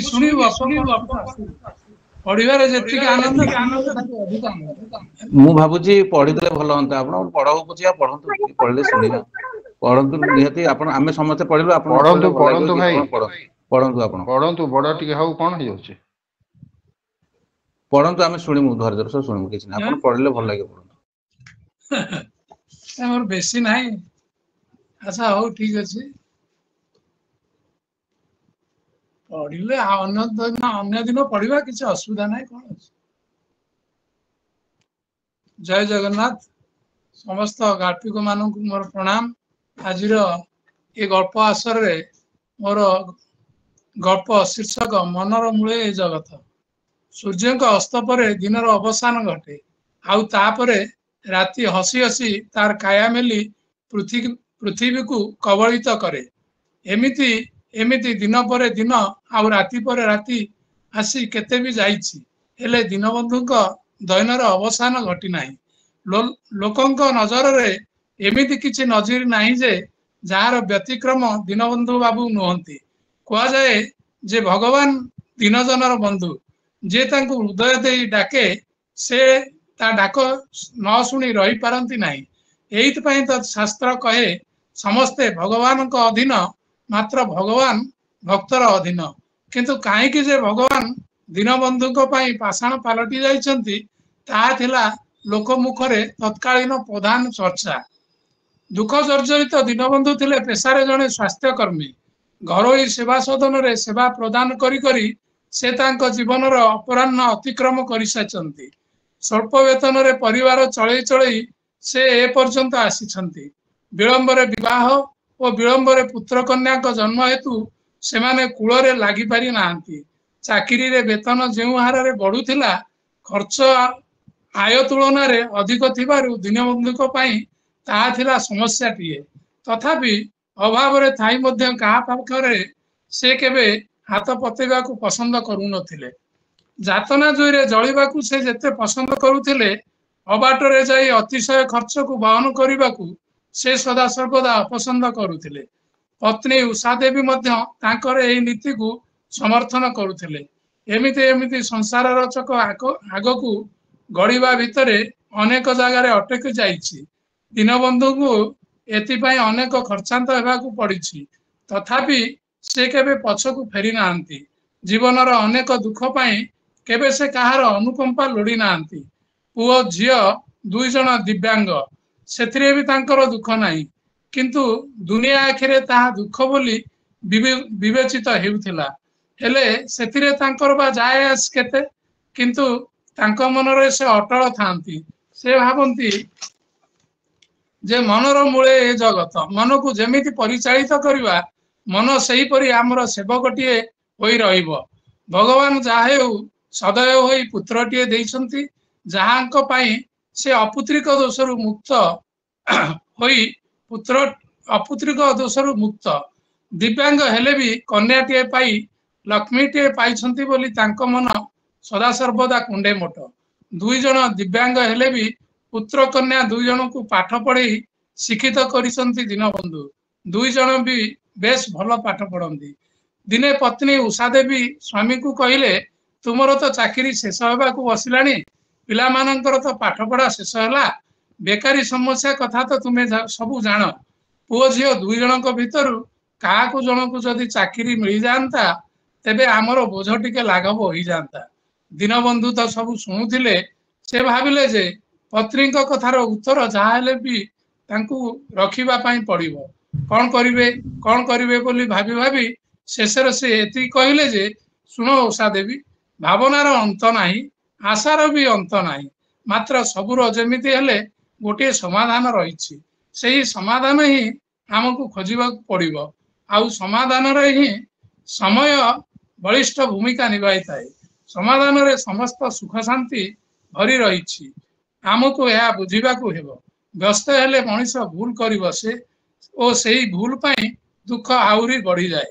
ସ୍ୱାମୀଙ୍କର ଏପରି କଥା ଶୁଣି ଉଷା ଦେବୀ ଆଉ କିଛି ନ କହି ନୀରବ ରହିଲେ। ପୁଅ ରଞ୍ଜିତ ଓ ଝିଅ ରଞ୍ଜିତା ଦିବ୍ୟାଙ୍ଗ ଥିଲେ ବି ମାନସିକ ସ୍ତରରେ ସେମାନେ ଖୁବ ଦୃଢ ଥିଲେ। ଦୁଇ ଜଣ ଯାକ ଯାଆଁଳା ଭାଇ ଭଉଣୀ। ଜଣେ ଯୁକ୍ତ 3 କଳା ଆଉ ଜଣେ ଯୁକ୍ତ 3 ବିଜ୍ଞାନ ଶ୍ରେଣୀରେ ଉତ୍ତୀର୍ଣ୍ଣ ହୋଇସାରିଛନ୍ତି। ଦୁହେଁ ପ୍ରଥମ ଶ୍ରେଣୀରେ ପାସ୍ କରିଛନ୍ତି। ଦୁଇ ଜଣ ବି ସିଟି ତାଲିମ ନେଇ ସାରିଛନ୍ତି। ସରକାରୀ ଓ ବେସରକାରୀ ସ୍ତରରେ ଉଭୟ ଚାକିରି ସନ୍ଧାନରେ ଅଛନ୍ତି। ପିତା ଦୀନବନ୍ଧୁ ସେମାନଙ୍କୁ ସମ୍ପୂର୍ଣ୍ଣ ସହଯୋଗ ଯୋଗେଇ ଆସିଛନ୍ତି। ଏ ସଂଗ୍ରାମର କେବେ ଯେ ସଫଳତା ବାର୍ତ୍ତା ଦେବ ସେଇ ଅପେକ୍ଷାରେ ସମସ୍ତେ ଅଛନ୍ତି। ଅନେକ ଚାକିରି ପାଇଁ ମଧ୍ୟ ସେମାନେ ଲିଖିତ ମୌଖିକ ପରୀକ୍ଷା ଦେଇ ସାରିଛନ୍ତି। କହିବାକୁ ଗଲେ ମନ ଦୃଢ କରି କର୍ତ୍ତବ୍ୟ ପଥରେ ଆଗେଇ ଚାଲିଛନ୍ତି ସାରା ପରିବାର। ସେଇଦିନ ଠାରୁ ଅନେକ ଦିନ ବିତିଗଲାଣି। ଉଷା ଦେବୀ ପିଲାମାନଙ୍କ ପାଇଁ ଥଇଥାନ କଥା ଆଉ ସ୍ୱାମୀଙ୍କୁ ପଚାରି ନାହାନ୍ତି। ପିଲାମାନଙ୍କ ବେରୋଜଗାରୀ କାଳେ ପତ୍ନୀଙ୍କ ମନରେ ଦୁଃଖ ଦେବ ସେଥିପାଇଁ ବନ୍ଧୁଙ୍କୁ ବି ଆଉ ନିଜ ଆଡୁ ଏ ବିଷୟରେ ପତ୍ନୀଙ୍କ ସହିତ କିଛି ଆଲୋଚନା କରିନାହାନ୍ତି। ସେମାନେ କେବଳ ନିଜର କର୍ତ୍ତବ୍ୟ କରିଚାଲିଛନ୍ତି। ସବୁ ସେଇ ଭଗବାନଙ୍କ ଉପରେ ଛାଡି ଦେଇଛନ୍ତି। ଦିନେ ଦୀନବନ୍ଧୁ ପାଖରେ ଥିବା ଏକ ଚା ଦୋକାନରେ ଖବର କାଗଜ ପଢୁ ପଢୁ ଜାଣିଲେ ଯେ ସିଟି ତାଲିମ ପ୍ରାପ୍ତ କେତେ ଜଣ ପ୍ରାର୍ଥୀ ମାନଙ୍କୁ ସରକାର ନିଯୁକ୍ତି ପତ୍ର ପ୍ରଦାନ କରିଛନ୍ତି। ସେଥିରେ ନିର୍ଦ୍ଦିଷ୍ଟ କେଉଁମାନେ ନିଯୁକ୍ତି ପାଇଛନ୍ତି ତାହା ସୂଚିତ ନଥିଲା। ଏଣୁ ମନର କଥା ମନରେ ରଖି ଘରକୁ ଫେରିଲେ ସେ। ସଠିକ ଖବର ଅପେକ୍ଷାରେ ସେ ରହିଲେ। ମନରେ ତାଙ୍କର ଅନେକ ପ୍ରଶ୍ନବାଚୀ। ଏସବୁ ସତ୍ତ୍ୱେ ବି ତାଙ୍କ ମନରେ ଦୃଢ ବିଶ୍ୱାସ ଥିଲା ଯେ ଦିନେ ନା ଦିନେ ତାଙ୍କ ପିଲାମାନେ ସଫଳତାର ସ୍ୱାଦ ଚାଖିବେ। ସେଦିନ ଥିଲା ସପ୍ତାହର ବୁଧବାର। ବସନ୍ତର ମଳୟ ପବନ ଦେହକୁ ସକାଳୁ ସକାଳୁ ପୁଲକିତ କରୁଥାଏ। ବନ ଉପବନ ଓ ବାଡି ବଗିଚାର ଶତ ସହସ୍ର କଳିକା ବିକଶିତ ହୋଇ ତାର ସୁବାସ ଓ ଭରା ସୌନ୍ଦର୍ଯ୍ୟରେ ପୃଥିବୀ ମୁହଁରେ ସତେ ଯେପରି ହସର ଲହରୀ ଖେଳୁଥାଏ। ମାଣକ ସେରକ ପୁରୀ ଯାଇଛି ବୋଲି ଚାଷୀ ମନରେ ଅଫୁରନ୍ତ ଆନନ୍ଦ। ବସନ୍ତର ଆକାଶଟା ସତେ ଯେମିତି ସ୍ୱଚ୍ଛତାର ଶାଢୀ ପିନ୍ଧି ପୃଥିବୀକୁ ଉପହାରଟିଏ ଦେବା ପାଇଁ ଅନେଇ ବସିଛି। ଏହିପରି ଆନନ୍ଦ ମୁଖର ପରିବେଶ ଭିତରେ ଦିନ 11ଟା ବାଜିଲାଣି। ଏହି ସମୟରେ ଡାକ ପିଅନ ଦୁଇଟି ରେଜିଷ୍ଟର୍ଡ ମୁଦା ଲଫାଫା ଆଣି ଉଷା ଦେବୀଙ୍କ ହାତରେ ଧରେଇ ଦେଇଗଲେ।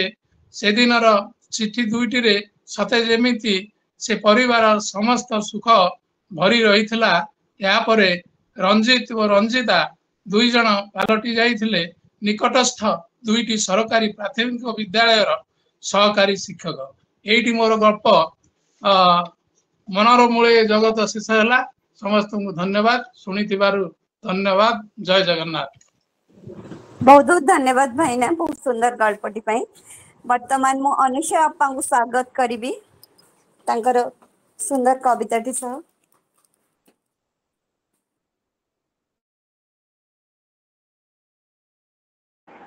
ମୁଁ ଖାଲି ଶୁଣିବି ବୋଲି ଆସିଥିଲି, ମୁଁ ତ ଗପ ଆଣିନି।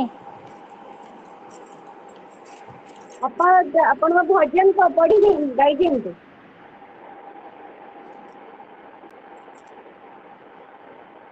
ଜୟ ଜଗନ୍ନାଥ। ସାହିତ୍ୟ କବି ବନ୍ଧୁ ପରିବାର ତରଫ ସମସ୍ତଙ୍କୁ ମୋର ପ୍ରଣାମ।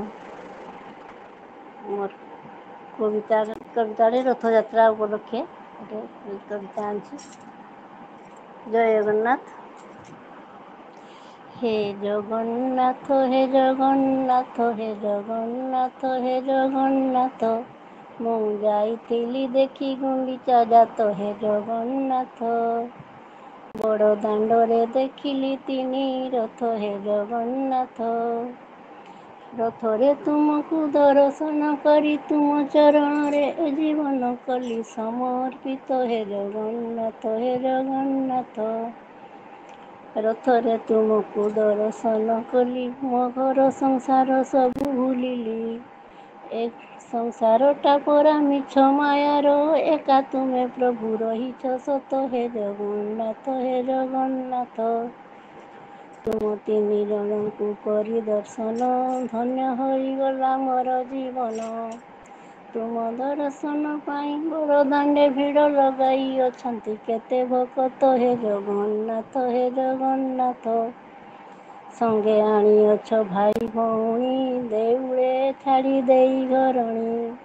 ଏମିତି କରିବା ପଛରେ ପ୍ରଭୁ ହେ ରଖିଅଛ ତୁମେ କିଛି ଗୁପତ ହେ ଜଗନ୍ନାଥ ହେ ଜଗନ୍ନାଥ। ପ୍ରଭୁ ତୁମ ଆଜ୍ଞା ବିନା ଗଛରୁ ପତର ହଲେ ନା।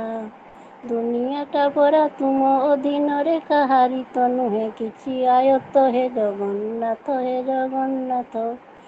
ଆହେ ପ୍ରଭୁ ଚକ୍ରଧର ମୋ ଉପରେ କ୍ଷମା କର।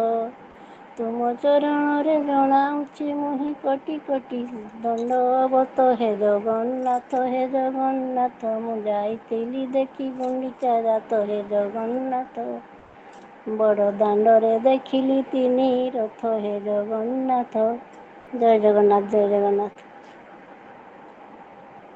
ସତରେ ଅପାଙ୍କ ଗଣେଶ ବାପାଙ୍କ ଭଜନ ପରେ ଆଉ ଗୋଟେ ସୁନ୍ଦର ଜଗନ୍ନାଥଙ୍କ ଭଜନ। ବହୁତ ବହୁତ ଧନ୍ୟବାଦ ଆପଣଙ୍କୁ। ବବିତା ବାପା ଯଦି ଛୋଟ ଗଳ୍ପଟି ଥାଏ ପରିବେଷଣ କରନ୍ତୁ। ଜୟ ଜଗନ୍ନାଥ, ନହେଲେ ଗୋଟେ କବିତା ପଢିପାରିବେ।